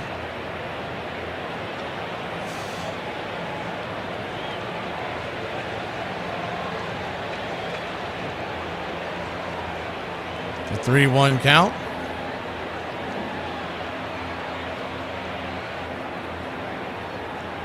Swing and a miss. Full count.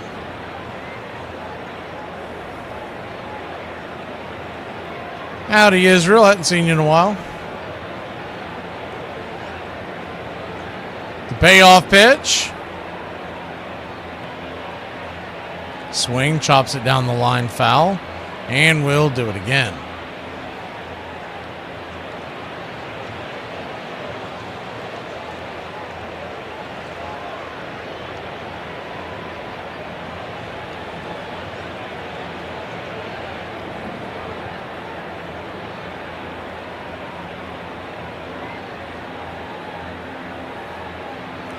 The 3-2 Herrera digging in. Burleson is on deck. Raylo kicks and fires. Swing right back up the middle. Through the wickets, but Ozzy's there to grab the one hopper. Flips it over to Olsen. That ball was smoked. With 4-3 and you're put out 2 down. That went right between Raylo's legs. Scalded. I don't know how it didn't get a piece of him somewhere.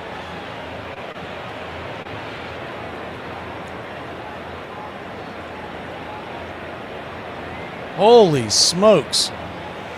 He might have to throw his shorts out later. I mean, that ball was whistling. Burleson, the batter, first pitch. Curveball upstairs for a strike. It's 0-1.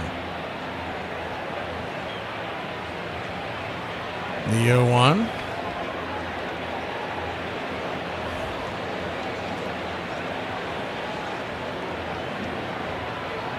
Kicks and fires. Outside wide. 1-1. Good night, Jimbo.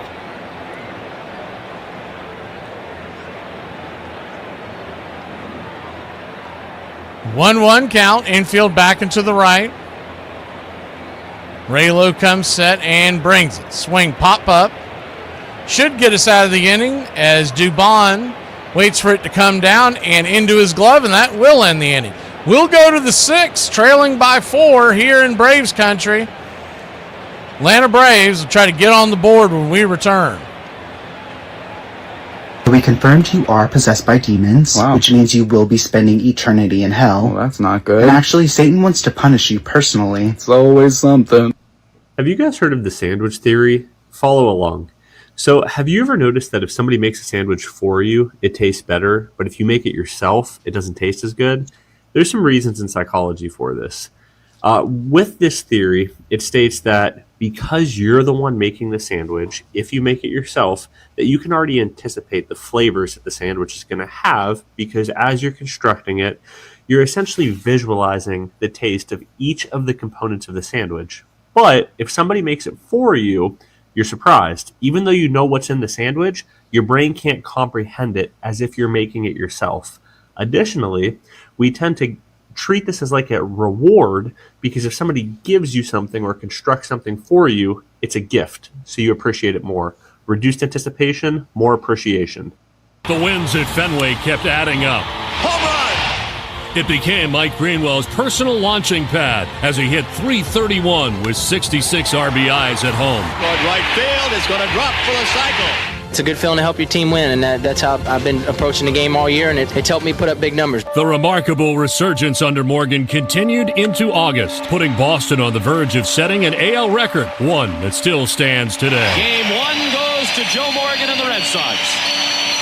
A new American League record, 23 straight wins at home. And they added one more for good measure. That's out towards second, and as Jody Reed over, this game is over.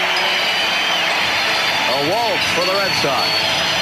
As Joe Morgan's crew makes it 24 in a row at home. Thank you for hyping and subscribing to BCR, your home for radio baseball. First pitch on the way to start the inning. That ball is smoked up the middle, and Michael Harris II will get us going with the leadoff single here in the top of the 6th inning. Good piece of hitting there by Money Mike. What they know about that? God bless you, Mike. Keep your game tight. Never know. You know what I'm saying? I got a little razzle dazzle.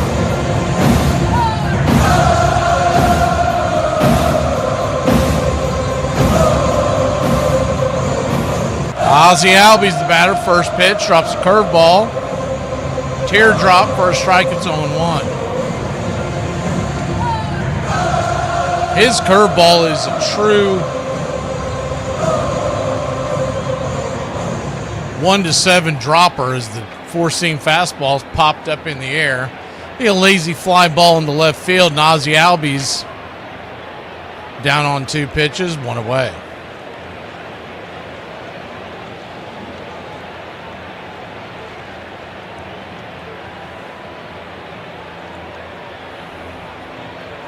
One up, one down, and Matt Olson, the batter, he has struck out twice, both times on the bender. Welcome in, Peter. Lefty-lefty matchup. First pitch on the way. Upstairs. Top corner for a strike. 0-1. Baldwin on deck. So again, you're not necessarily going to get it all back in one inning. You just want to try to chip away at it, put some pressure on the Cardinals. As you get closer and closer to the 9th, O'Brien is looming. The 0-1. Bangs a one-hopper past the first base line. Foul. Didn't get any help from the Tigers. They lost to the Phillies 4-2. That is a final. Sanchez out-dueling Casey Mize in that one.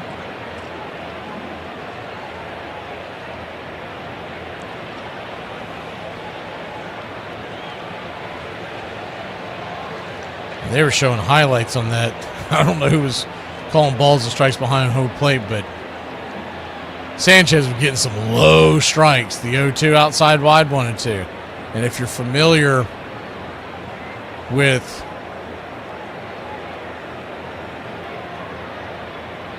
Christopher Sanchez's pitching repertoire, he gets low calls, man. He's damn near unhittable. He had 7 strikeouts. He went 7, gave up 2 earned. Casey Mize pitched a decent game. He went 6 and gave up 3. The 1-2 pitch, swing, hits it up the middle, and that ball's going to get through for a base hit. Harris cutting around the bag from second, going to third, and it's going to be runners on the corners with 1 out. Good piece of hitting by the Ice House. This is not watered down. This is Ice House. Ice House. Smooth as it gets.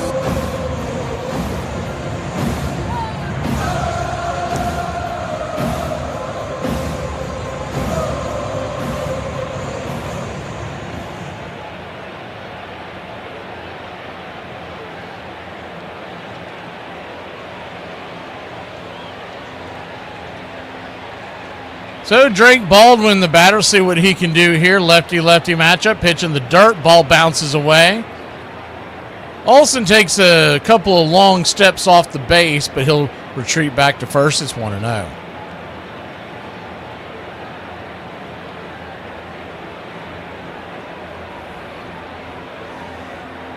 You can rinse and repeat that, Israel.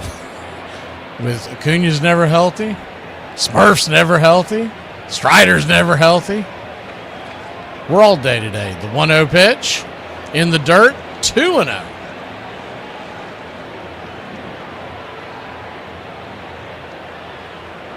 Two-0 count.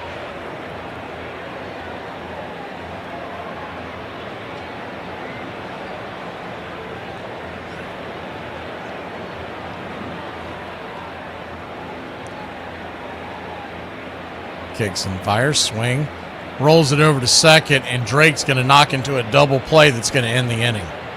4-6-3. Drake, who does not run well, easily put out, and just like that, it's erased. We go to the bottom of the 6th, trailing by 4 here in St. Louis. People be like, Publix is actually more expensive. Yeah, no The extra couple dollars we're spending is called the convenience fee. The convenience of not having to set foot in raggedy-ass 32 registers, but only 6 of them open-ass Walmart. My children better be hilarious. I'm not spending 18 years in my house, where I gotta lay my head, fake laughing for nobody. You better take your ass on to clown college or something. You better get you some jokes. You better read a couple knock-knocks off the back of them Laffy Taffies. Better work on your... On this date, 1914, Boston Red Sox hurler Babe Ruth makes his major league debut. He beats the Cleveland Indians 4-3. Duffy Lewis, pinch hitting for the 19-year-old rookie southpaw, singles in the 7th inning, giving the future slugger the first of his 94 victories in 140 decisions. On this date, 1925, at Sportsman's Park, George Sisler becomes a one-man wrecking crew when he comes to the plate with the bases loaded in back-to-back frames in the St. Louis Browns' 10-5 victory over Washington. The St. Louis first baseman drives in 7 runs in 2 innings, tripling with the bases juiced in the 3rd and hitting a grand salami in the 4th. And on this date, 1950, the Midsummer Classic returns to Comiskey Park in Chicago, the game's first venue, with the National League winning the contest 4-3, thanks to Red Schoendice's 14th inning home run. The All-Star Game features many firsts. The first extra inning contest, the first time the National League wins at an American League park, and the first to be broadcast on national television. And that's your Braves Country Radio on this date in baseball history. Find us on YouTube and Facebook today.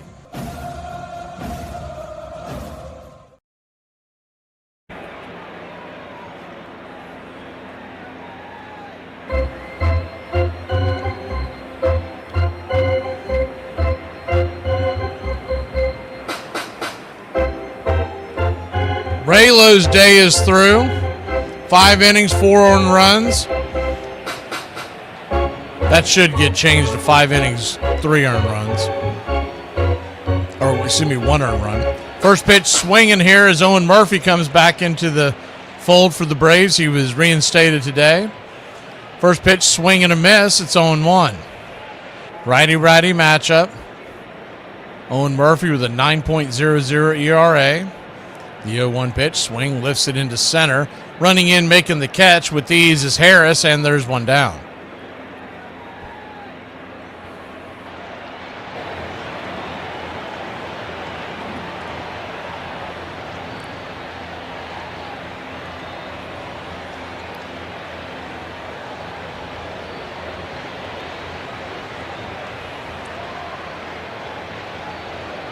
One up, one down. Newt Barr, the batter. First pitch is a P at the knees, 4-seam fastball, 95 miles an hour on the outer edge. It's 0-1. The 0-1. Swing. Lifted towards left center field. Making the diving catch out there is Money Mike. Give that man the gold glove right there. 75% of this world is covered by water. The rest by Michael, the Hawk Harris. He had to lay out full extension. Dubon ran behind him to back him up in case he didn't make the play, and also to avoid the collision. Owen Murphy gives a huge tip of the cap to him.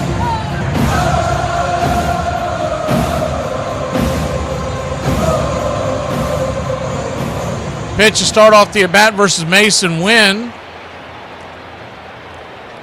Misses outside. It's 1-0. The 1-0.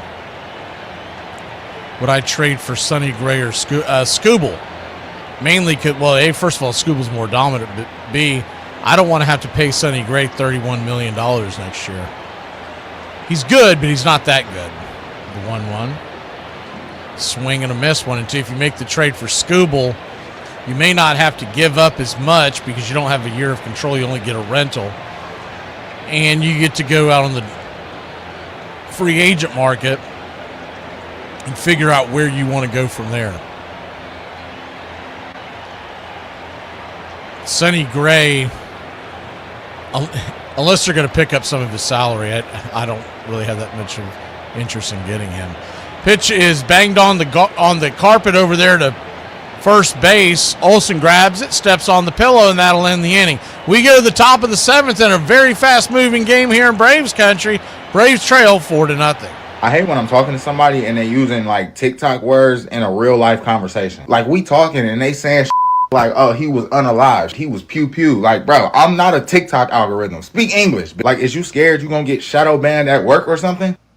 I always love when y'all give me gifts. Thank y'all. Somebody bought me a sweater that is dry clean only. It's gonna learn some hard truths living with me. Hey, yo, Vern, when you were a kid, did you ever blow bubbles? Yeah. Well, he's back in town. I heard he's looking for you. You nasty. I don't give a damn what you say. The toughest sport, it ain't football, think they tough. It ain't hockey, think they tough. It ain't damn sure ain't basketball. Them definitely ain't tough. It's that bull riding sport. That bull riding, listen to me. You getting on the bull and swinging your left, swinging your right, swinging your forward, swinging your backward, and you fall off the bull. You gonna fall off. You gonna fall off, and that might break your leg, break your arm, kick in your stomach, your face up. Man, God.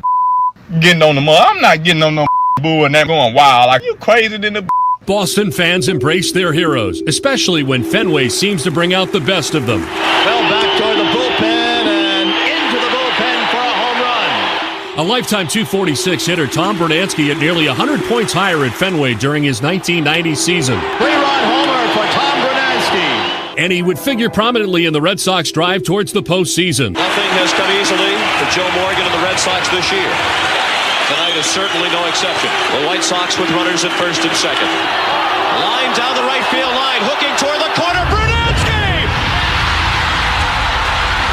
He made the catch in the corner! A great catch by Tom Bernansky! And the Red Sox are the champions of the American League East in 1990! Pull up a chair and grab a cold one. Your home for the classic call, Radio Baseball. Luis Gastelum coming in with a 5.49 ERA. Anybody but Liberatore. Let's take our chances with the right-hander here.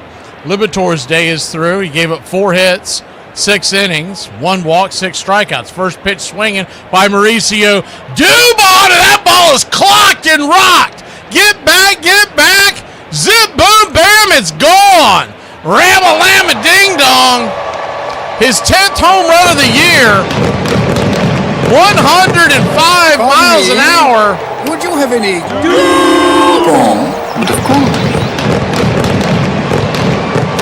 Off the bat of Dubon, traveling 401 happy feet.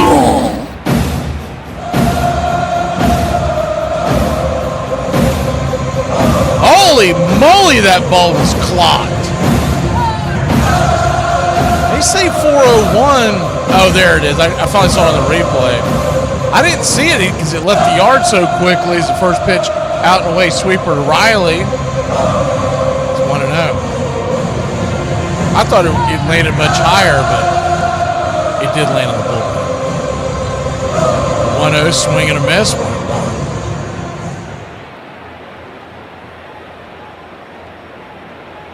1-1 count. Swing and a miss, change up, 1-2. Yeah, you can't really trade Austin Riley, Charlie. I mean, you don't trade a commodity at its lowest, and that's what the Braves would be doing. So he's not going anywhere, the 1-2. Riley has got to challenge that. He just took it right down his throat. It's a strike off the plate. He's arguing it, but yet he doesn't challenge it.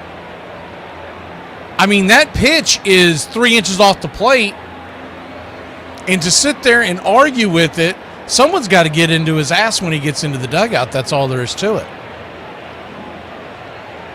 Because if you're not going to challenge it, shut your mouth and go to the dugout.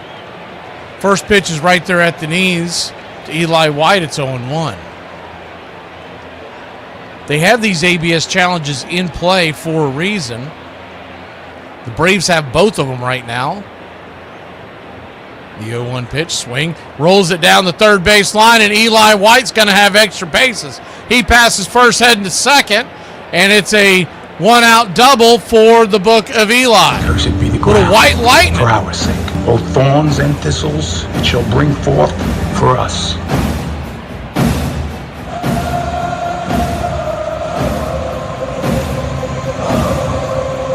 No, there's no point in it, Peter, what you're asking. They don't have any 3D for it. And you know how dull it would be to cover the damn home run derby with no 3D. They add it this year. I'll think about it next year, but no, we're going to take the time off. First pitch, swing and a miss. Outside wide, it's 0-1. And you can watch the All-Star game on Rabbit Ears. So we tried it a few years ago. We got terrible views, so there's really no point in it. The 0-1. Right there first. Nope, called it a ball. 1-1. So a 1-1 count. Eli is at second.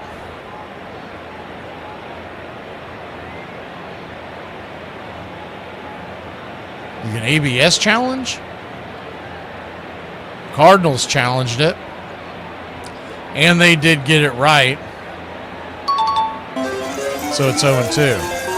And you know, another thing about this whole thing that's going on with Riley arguing the umpire and, you know, not challenging, but he wants to stand there and whine. Is the pitch down and away, 1-2. You've got to be pretty aware of the fact that he's been awful all night long. And if you know a pitch is that far off the plate, we're in the seventh inning. We're not in the second or the third. We're in the seventh inning. Pitch that far off the plate, challenge it. The 1-2 inside, 2-2. Who knows how it plays out, but let's say he gets on because of that. In the double by Eli, Riley's at least standing at third right now, if not have scored. Now, you don't know that for sure, but it could have. The 2-2. Swing. Soft grounder over to short. Joey Bart will get thrown out with these. 6-3 and 2 down. What are you going to get for Riley and Kimpton?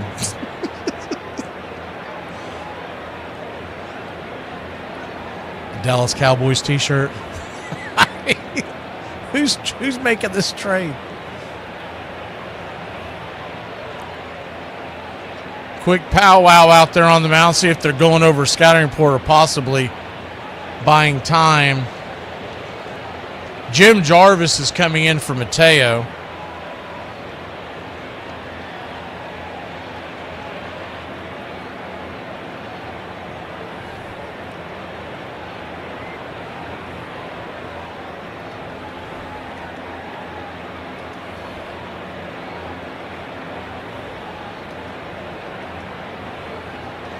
First pitch to Jim Jarvis is outside wide. 1-0. Righty-lefty matchup. The 1-0. Down below the net. That's another one. Another blown call. Jim Jarvis does not challenge it. That ball missed by 2.5 inches. Terrible performance by Dan Iasona. Just absolutely pathetic. The 1-1, outside wide, 2-1.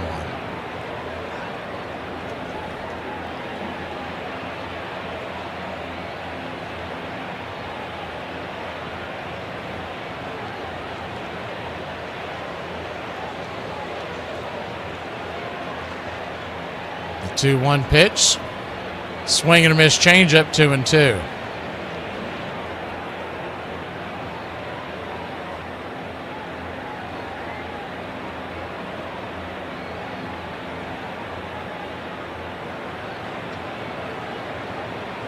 The 2-2 slices it foul. We'll do it again. Cardinals versus Minnesota. This was a couple weeks ago that I found the card on this. His rate, Iasona, was 91%. That is putrid behind the plate. The 2-2, outside wide, 3-2. It sounds good because you're thinking of like when you took an exam in school, if you had over 90, you got an A, right? That is putrid. Typically, you want your home plate umpire to be above 94% to just be stable. 96 is a good outing. Anything above 96 is considered very good. The 3-2 pitch, swing and a miss. Couldn't deal with that off speed. Swung well over the top, and that'll end the inning. Braves get a run, but that's it. We trail 4-1. We'll go to the bottom of the 7th. Time to get up and stretch.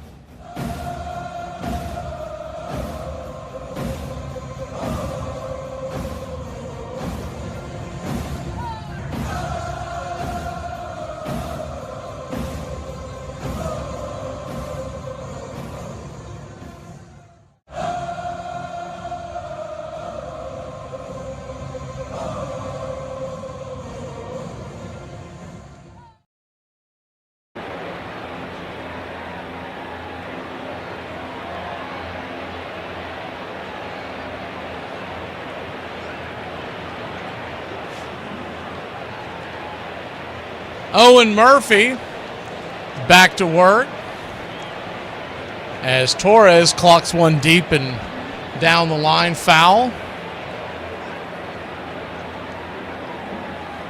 1-1 count from Owen Murphy. Braves trail 4-1.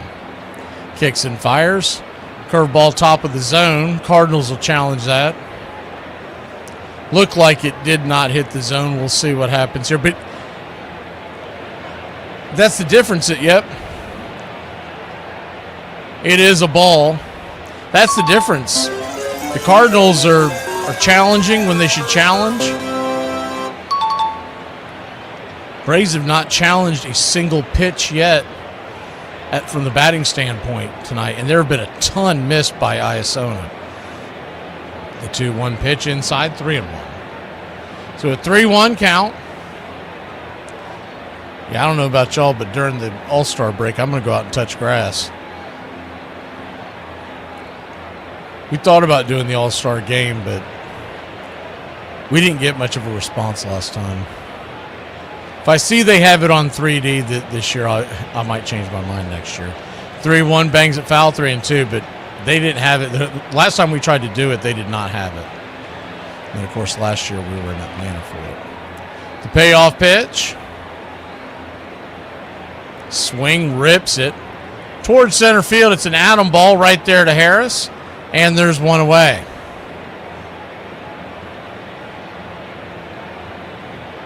They're putting the home run derby is on Netflix this year, and they're not supposed to have any of the 3D. They never have had it, so I don't expect them to start doing it this year either. But I was looking into it, and they said that it wouldn't be available. First pitch, four-seamer inside for a strike. It's 0-1.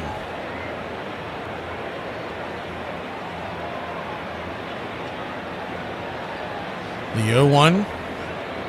Murphy. Turns and kicks. Blaze Jordan. Takes the slider off the plate. 1-1.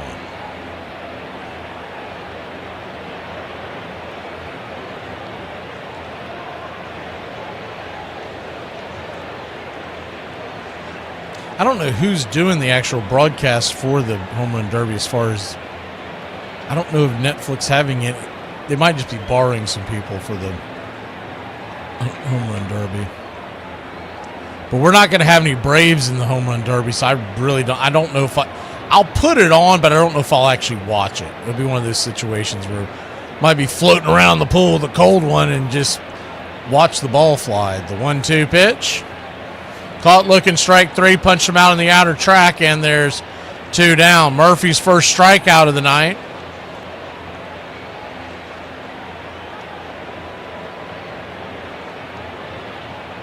No, that was just a stupid comment by Bryce Harper again. Bryce Harper says some of the dumbest things. And he wanted to use metal bats. I wish some of these reporters would stand up and ask him something real when he says something stupid like that. First pitch, swing. Bangs it off the plate. It's 0-1. I wish they would ask him, what do you think you can't get it out with a normal bat? You got to use the ping pong bats? In some ways, the 0-1 outside wide, 1-1. I wouldn't mind them using the metal bats if a Brave player is not going to be in there, because that could really screw your swing up for a couple of weeks coming off of that. 1-1 count. Swing and a miss, 1-2. If Matt Olson wanted to be in the Home Run Derby, he would have been invited, but he said he didn't have any interest in it. He was in it last year, the 1-2. Fouls it away.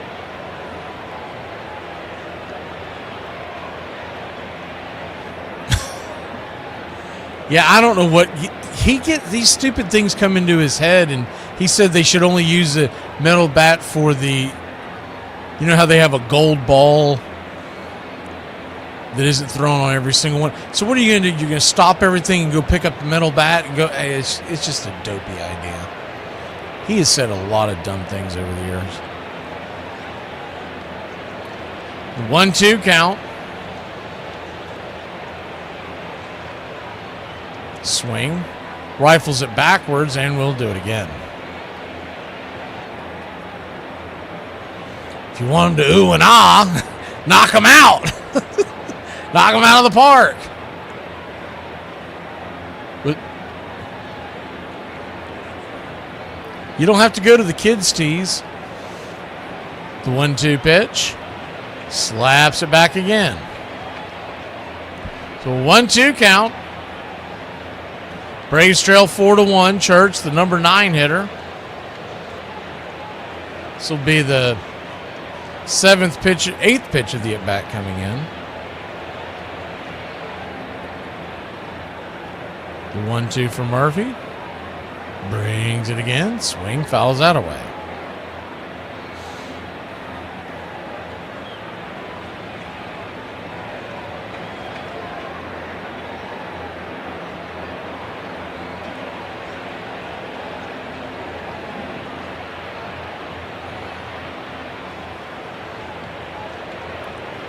The 1-2. Fouls that one out of play. Murphy cannot put away the number 9 hitter here. He is making him go to town. This will be the 10th pitch of the at-bat, and we're only at a 1-2 count.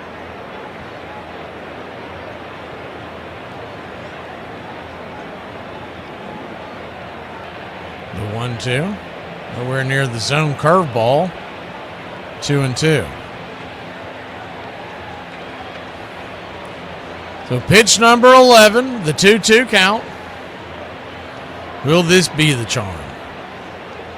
Murphy rocks and fires. Swing and a miss. Brought the fastball after lulling him to sleep, and that'll end the inning.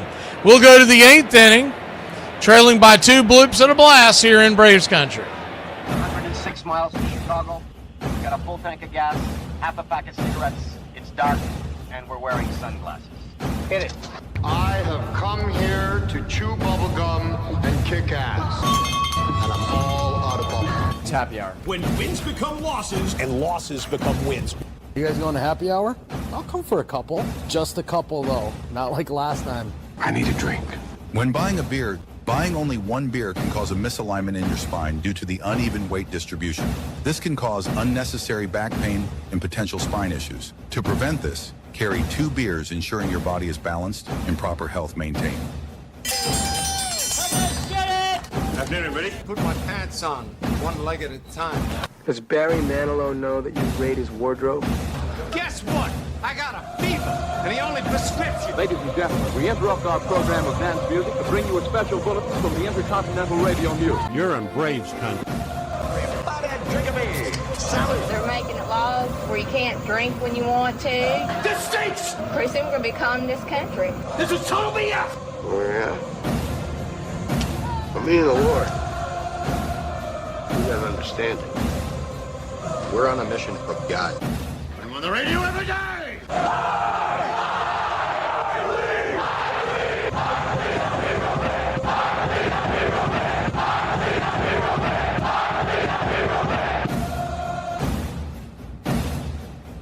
If you want to stop me, you're gonna have to kill me!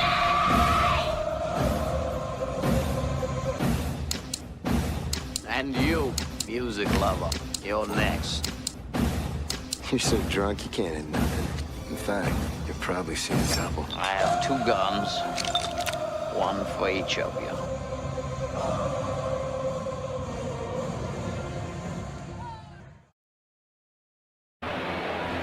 We go to the top of the 8th inning here in Braves country. Braves trailing by 3. Michael Harris, the batter, first pitch, pop up. Lazy fly ball into right field. When it finally comes down, it'll be out number 1. F9 on your scorecard. Here to start the 8th inning.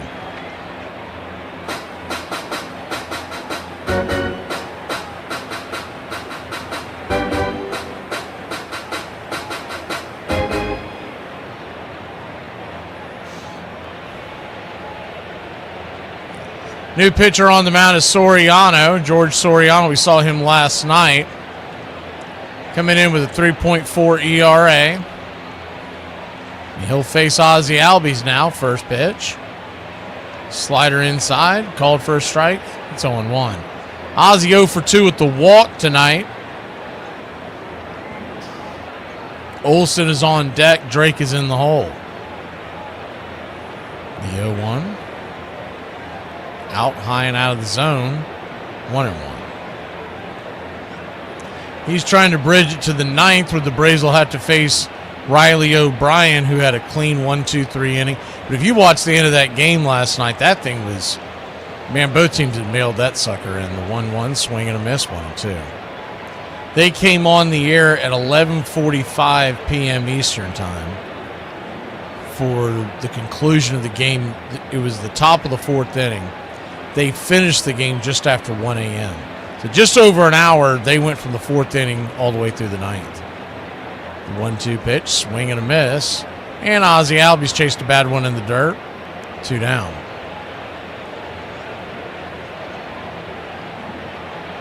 Two quick outs. Matt Olson to the plate.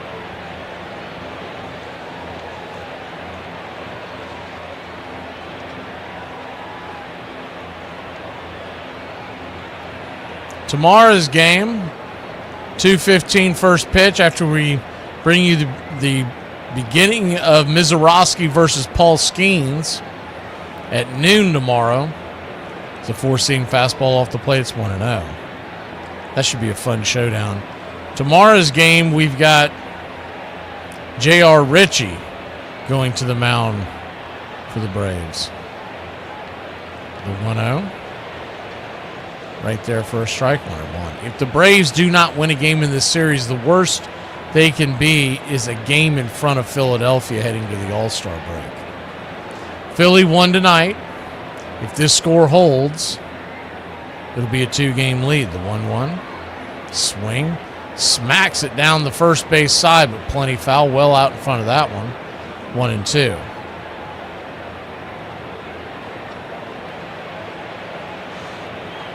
And that'll conclude the first half of the season. Dustin May versus J.R. Ritchie. Should be a high-scoring game. The 1-2. Misses outside, strike 3, and Olsen takes it, doesn't argue with it. And this, at this point, has got to be the management, because why are you not telling these guys to challenge these pitches? We'll be back in a flash. Braves trail 4-1. Conspiracy works. Them boys on the grassy knoll, they were dead within 3 hours. Buried in the damn desert, unmarked graves out past Terralingua. You know this for a fact? Still got the shovel. This woman said, with that many tattoos, what are you trying to tell people? That I can't be trusted with money, Brenda. That's what it should tell them. I had someone ask me yesterday, how are you going to spend your day tomorrow? And I was like, probably watching the NFL playoffs. And they're like, oh yeah, so what else are you going to do with your day? And I was like, no, I don't think you get it. I'm going to watch all 3 games in a row, not move from this beanbag for 10 hours. I firmly believe that we should ban sports betting, and I didn't always feel this way. I was kind of on the fence or indifferent about it for a while, but now I'm firmly in this camp. Lost the parlay, did we? Yeah, that'll happen. And also, and then he goes on to say that it's ruining young men's lives. No. Young men are ruining young men's lives. I day trade options. I mean, if you want to regulate gambling, you should probably start there. That's big boy gambling right there. But if I lose all my money because of the stock market or a gambling website, that blame lies with me. The following season, Fenway played host to an unforgettable ceremony that honored 2 baseball icons by recognizing their spectacular exploits 50 years prior in the summer of '41. I said 30-some years ago, I didn't think anybody would ever hit 56 games in a row again, or anyone would ever hit 400. I know records are made to be broken, but boy, those are some feats. Now here they are, the Yankee Clippers, Joe DiMaggio, and the Splendid Splinter, Ted Williams. In all my years in baseball, I've never seen any 2 people that command more respect than those 2 guys. DiMaggio said that Williams is the greatest hitter he ever saw, and Williams says DiMaggio is the greatest ball player he ever saw. And here they are, 50 years later at Fenway Park.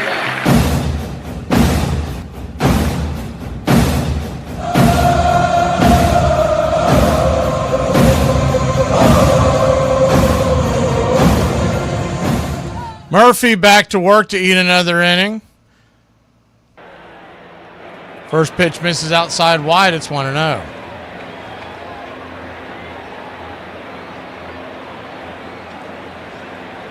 1-0. Weatherholt punches it back foul. 1-1.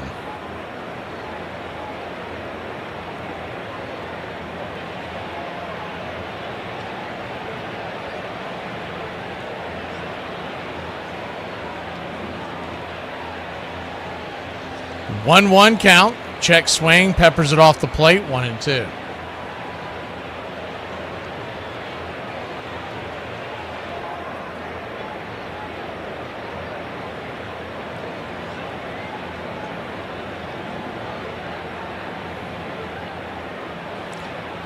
Infield back into the right.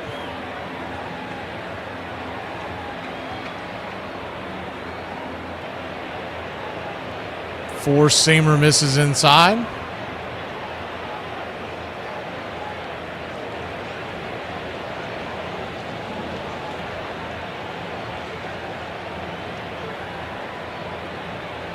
The pitch to Weatherholt. Swing, pop up.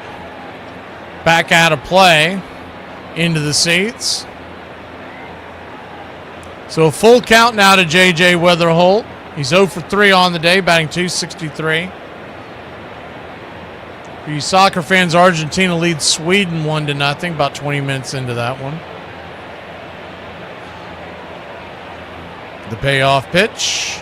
Right there at the knee, strike 3, and there's one away. Good pitch there by Murphy.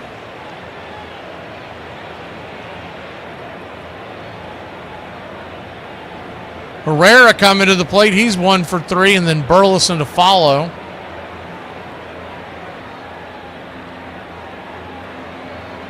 Owen Murphy is sitting at 35 pitches. And he was starting down on the farm, so he's got plenty of gas left.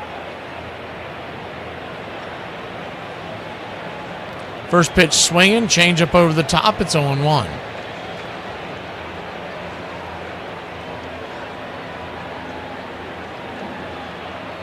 The 0-1.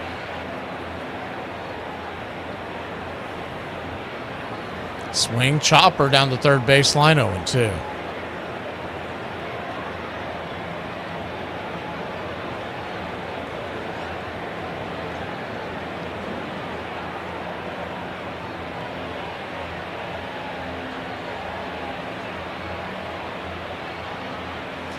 The 0-2 from Owen Murphy. That four-seamer is rattled down the line, but plenty foul. In case you're just joining us, we're going to do a special double dip tomorrow on a Sunday heading into the All-Star break. We won't be able to bring you the whole game unless it goes by scalding fast like this one. That's where everybody's swinging at everything. Is the 0-2, fouls it away. Coming on the air at noon to bring you Paul Skeens versus Jacob Mizorowski. And we'll take that all the way to the 2 o'clock hour. At 2 o'clock, we're going to go over to the Braves broadcast. 2:15 first pitch. Braves versus Cardinals. So however long it gets us through at 2 p.m., we've got to flip over. The 0-2 misses high, 1-2. Should be a good showdown. You're going to have Paul Skeens at home versus Jacob Mizorowski. They shouldn't have any pitch limits on him going into the All-Star break. The 1-2. Swing, pop it back foul. Do it again. I would tend to think that means neither one of them are going to pitch in the All-Star game. But you could, in theory, get an inning out of them. The 1-2. Punches it towards the first base dugout. We'll do it again. Tried to get out of the way of that. If he did get out of the way of it, doesn't make contact, that's actually going to be a strikeout because that ball hit the zone. He was trying to check swing. As he was getting out of the way, the ball peppered it to the first base dugout of the St. Louis Cardinals. The 1-2 from Owen. Burleson on deck. The wind up, the kick. Swing, fouls it back.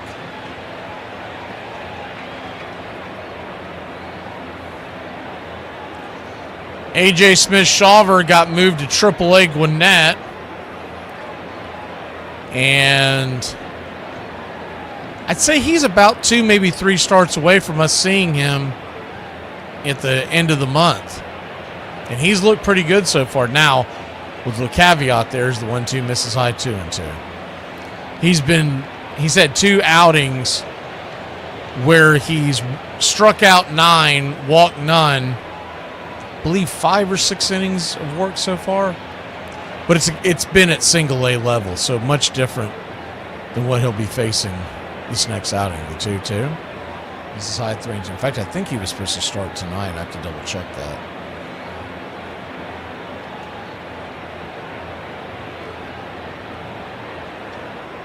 The payoff pitch. Four-seamer. Pops it up deep into left field. Dubon underneath it right before the warning track. 2 down.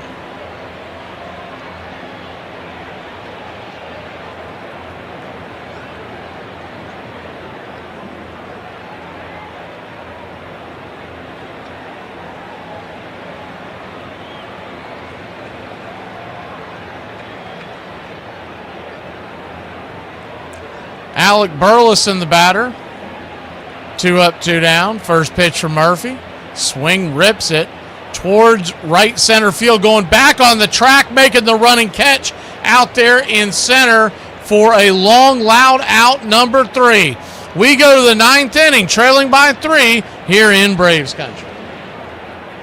We're a team. One person struggles, and we all struggle. One player triumphs, we all triumph. Well, since when are you the quitting kind?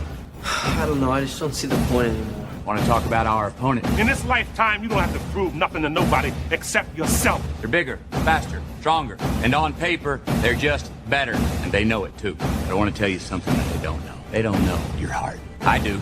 I've seen it. You have shown it to me. You have shown yourselves just exactly who you are. When you take that field, you've got to lay that heart on the line. From the soles of your feet, with every ounce of blood you've got, lay it on the line, and if you do that, you cannot lose. We cannot be defeated. How you play today, from this moment on, is how you will be remembered. Hey! What's this lying around? Well, what are we supposed to do, you moron? What? Over? Did you say over? Where's the spirit? Where's the guts? Huh? Oh, we're afraid to go with you. We might get in trouble. Well, just kick my from now on! Not me! I'm not gonna take this! This is your opportunity to rise from these ashes and grab glory. Nothing is over until we decide it is! Was it over when the Germans bombed Pearl Harbor? Hell no! It ain't over now! Because when the going gets tough, the toughs get going! Who's with me? Could fight him with conventional weapons. That could take years. I think we have to go all out. Want to talk about our opponent? He's a dead man! This situation absolutely requires our opponent. Dead! A really futile and stupid gesture be done on somebody's part. Our opponent. Dead! We're just the guys to do it. Let's go! Don't give up. Don't ever give up. Excuse me. Gotta take my first step toward the Hall of Fame.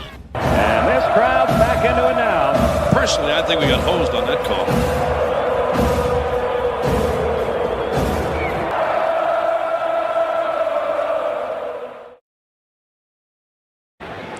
Looked it up at the break. A.J. Smith-Shawver through 2 1/3 innings. They cut him off at the 60-pitch mark today. So he threw 58 pitches, 27 for strikes.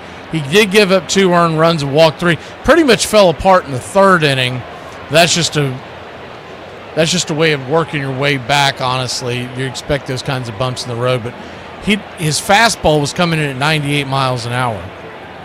The 1-0 to Drake Baldwin is off the plate wide, ball 2-2, and O'Reilly O'Brien coming in and try to slam the door for a second consecutive save in this series. Bad news, good news. The bad news is he's got the lead and has a chance to win this game. Good news is probably won't be available tomorrow, the 2-0. Upstairs for a strike, 2-1. You got Drake Baldwin, Dubon, and Riley. So if you're sitting at 60 pitches in this outing, 2-1 outside wide, 3-1. In theory, you could have him go one more and have him ready to roll. But most likely, they're going to slow play it and give him at least 2 more starts, if not possibly 3. I think a lot of it will have to do with is how does he look. The 3-1, outside wide, ball 4. And he'll head on down to first. And the Braves have the leadoff runner on in the form of Drake Baldwin. See if they may. You don't like the Drake. I love the Drake. How could you not like the Drake? Who's the Drake? The Drake is good. This is a little closer game. You would kind of expect Drake to be pinch ran for, but still trailing by 3. If the Braves come around to tie this and it goes to extras, you'd like to have Drake's bat in the lineup. First pitch to Dubon as he steps out of the box, takes it for a strike. We can name that tune all night long. It's 0-1. The 0-1. Swing. Pops it back. Foul. Out of play. 0-2. Dubon homered his last time up. Only run of the game so far for the Braves. Austin Riley on deck. Eli is in the hole. Normally, you would say he'd be pinch hit for, and he probably will be. But remember, Yastrzemski is on the IL. The 0-2, outside wide, 1-2. So you could pinch hit him with Dominic Smith. And then if Smith were to get on, you could have Hicklin pinch run and play the field. The 1-2, swing, slices it. Soft pop up over to second. That'll be an F4 in your scorecard and one away. Dubon stepping out of the box, just kind of barely knocked it up in the air, and Austin Riley the batter.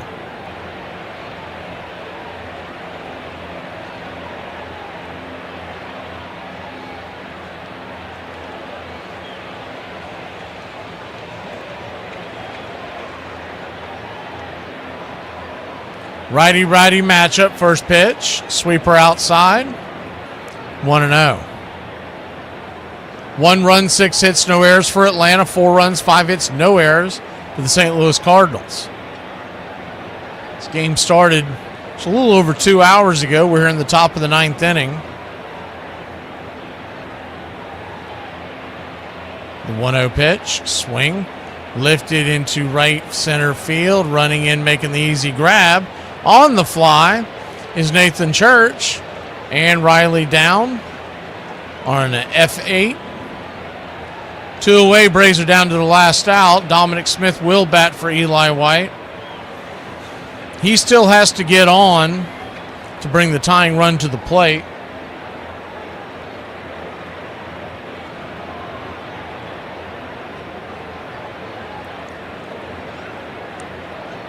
Joey Bart stands on deck.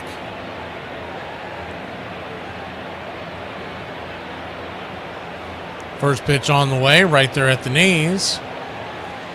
It's 0-1. Drake Baldwin has taken second base. Won't be a stolen base. It's defensive indifference. It's 0-1. The 0-1.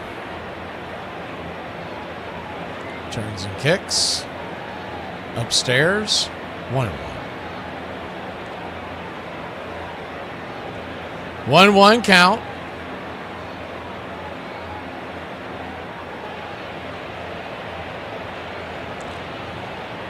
Dom batting 172 in the month of July is the 1-1. Did that get him in the foot? It did, and that'll at least bring the tying run to the plate. Hey, we'll take it. Let's see if Joey Bart can get into one here. You've seen stranger things for sure. This is a time for leaders to step up. Make us believe again. You wonder how much longer they're going to go with Dominic Smith as the designated hitter. He hit very well coming out of the gates. In fact, in the month of May, he had a .310 batting average and an OPS well over 700, batted .339 in April. But since then, in the month of June, he batted .179, and in the month of July, he's batting .172. Righty-righty matchup, first pitch, sinker. Joey Bart's going to challenge that one. That's really one of those ones you're challenging just because you have it. Braves still with both challenges. And it is a strike. It's 0-1. Wrong, wrong, wrong, wrong, wrong. But I don't hate the challenge there because if for some reason you can get that overturned, changes the at-bat immensely. Jarvis is on deck. The 0-1. Inside. Broken batter. That bat shattered. Went back to the mound. Foul. It's 0-2. Lost sight of the ball for a second. That ball cracked in half like a knife was heading towards the pitcher. The ball went down the first baseline, foul. So the Braves are down to their last strike, trailing 4-1. Scoring 2 runs in this series, losing last night 2-1. The 0-2 in the dirt, 1-2. Once again, Jim Jarvis is on deck.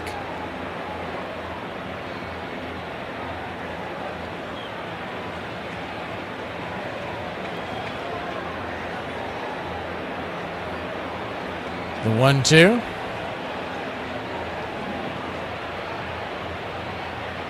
Caught looking, strike 3. Sweeper right down the heart of the plate and did not swing the bat. Braves lose 4-1. This sucks and it's horse but I'm too polite to say anything because I'm a class act. There isn't anything to do. We're done. We're licked. What do they do to us? Right now, we're caught as we're wanted. it's amusement you're after, I guess the game's up. Then it's all over with. Oh, what a loser! So goodbye, everybody, and remember, please, for the next day or so, the terrible lesson you learned tonight. Oh no! We suck again! 1 run, 6 hits, no errors for Atlanta.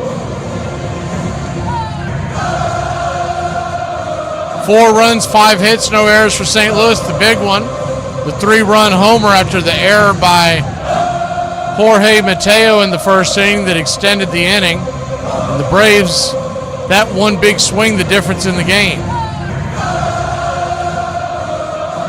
Lars Nootbaar doing the damage.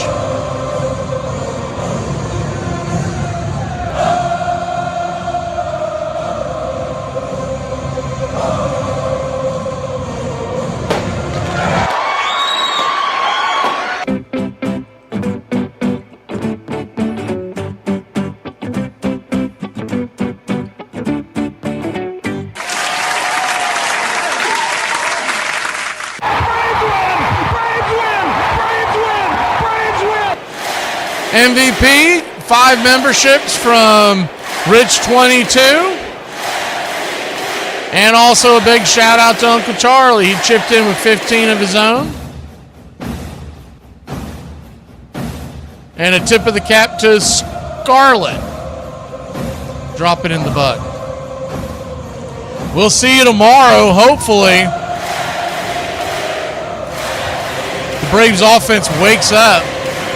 They've scored 1 run in game 1, 1 run in game 2. Game 3, Dustin May, Sideshow Bob on the mound for the Cardinals. Will counter with J.R. Ritchie.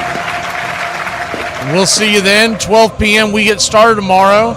An appetizer on your brunch schedule for Braves Country Baseball. The Miz versus Skeens ought to be a fun one. And then we go straight into Braves Cardinals. And then it's the All-Star break where we all go out and touch grass and water for a few days.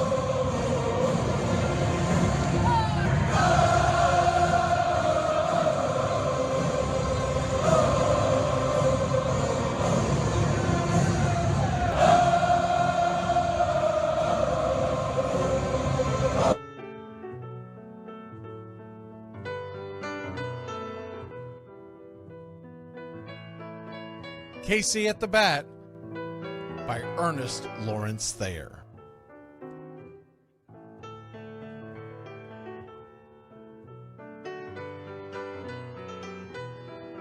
The outlook wasn't brilliant for the Mudville Nine that day.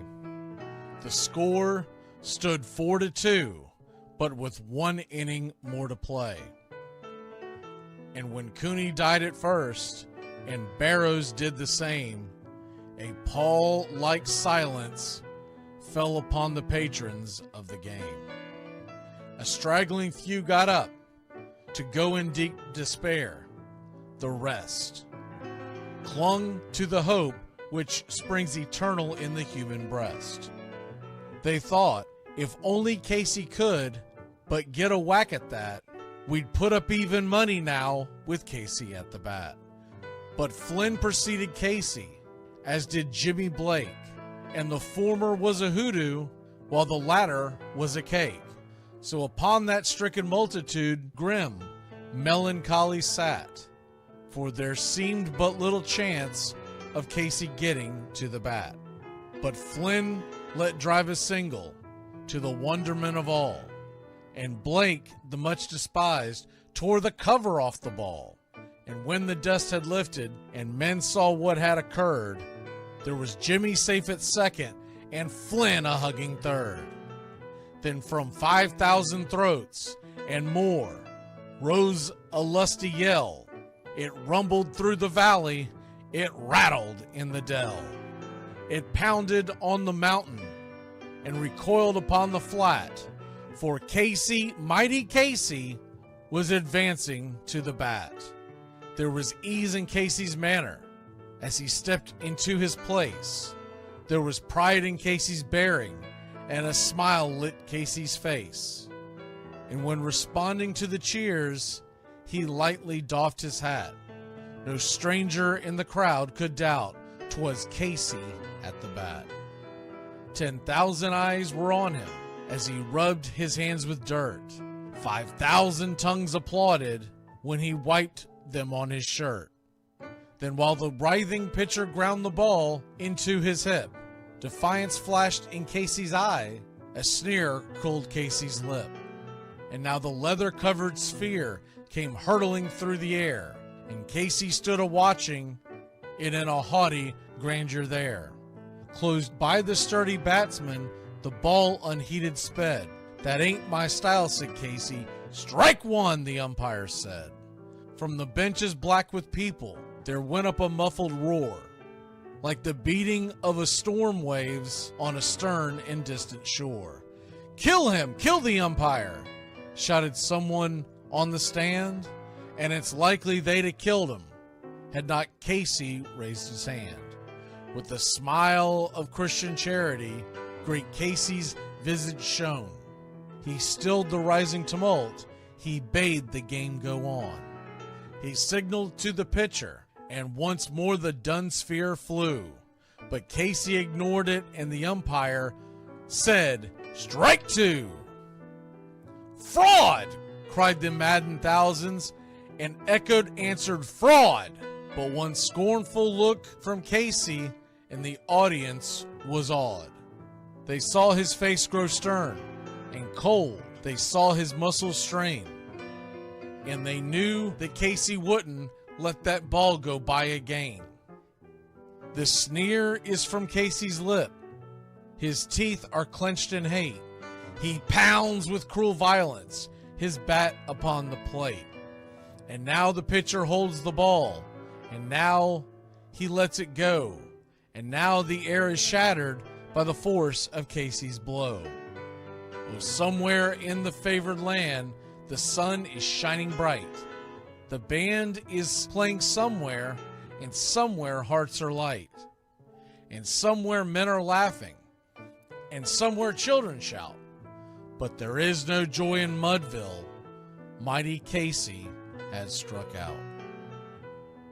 Casey at the Bat, Ernest Lawrence Thayer, published June 3rd, 1888. San Francisco Examiner.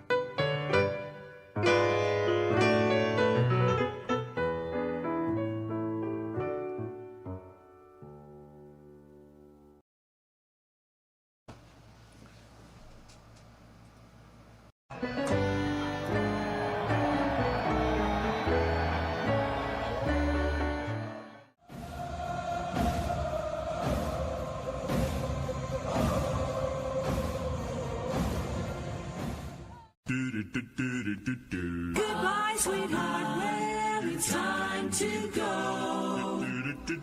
We're back tomorrow with another show. Well, unless we're fired, we'll talk to you then. Goodbye, sweetheart, goodbye. Goodbye. Guys and gals, it's time to go. We'll see you on the next show. Same bat time, same bat channel. It's closing time, y'all. You don't have to go home, but you can't stay here. Have a great one. On your way out, please like and subscribe. And don't forget to tip your favorite bartender. We'll see you. I'm Mac McGee, signing off for Braves Country Radio.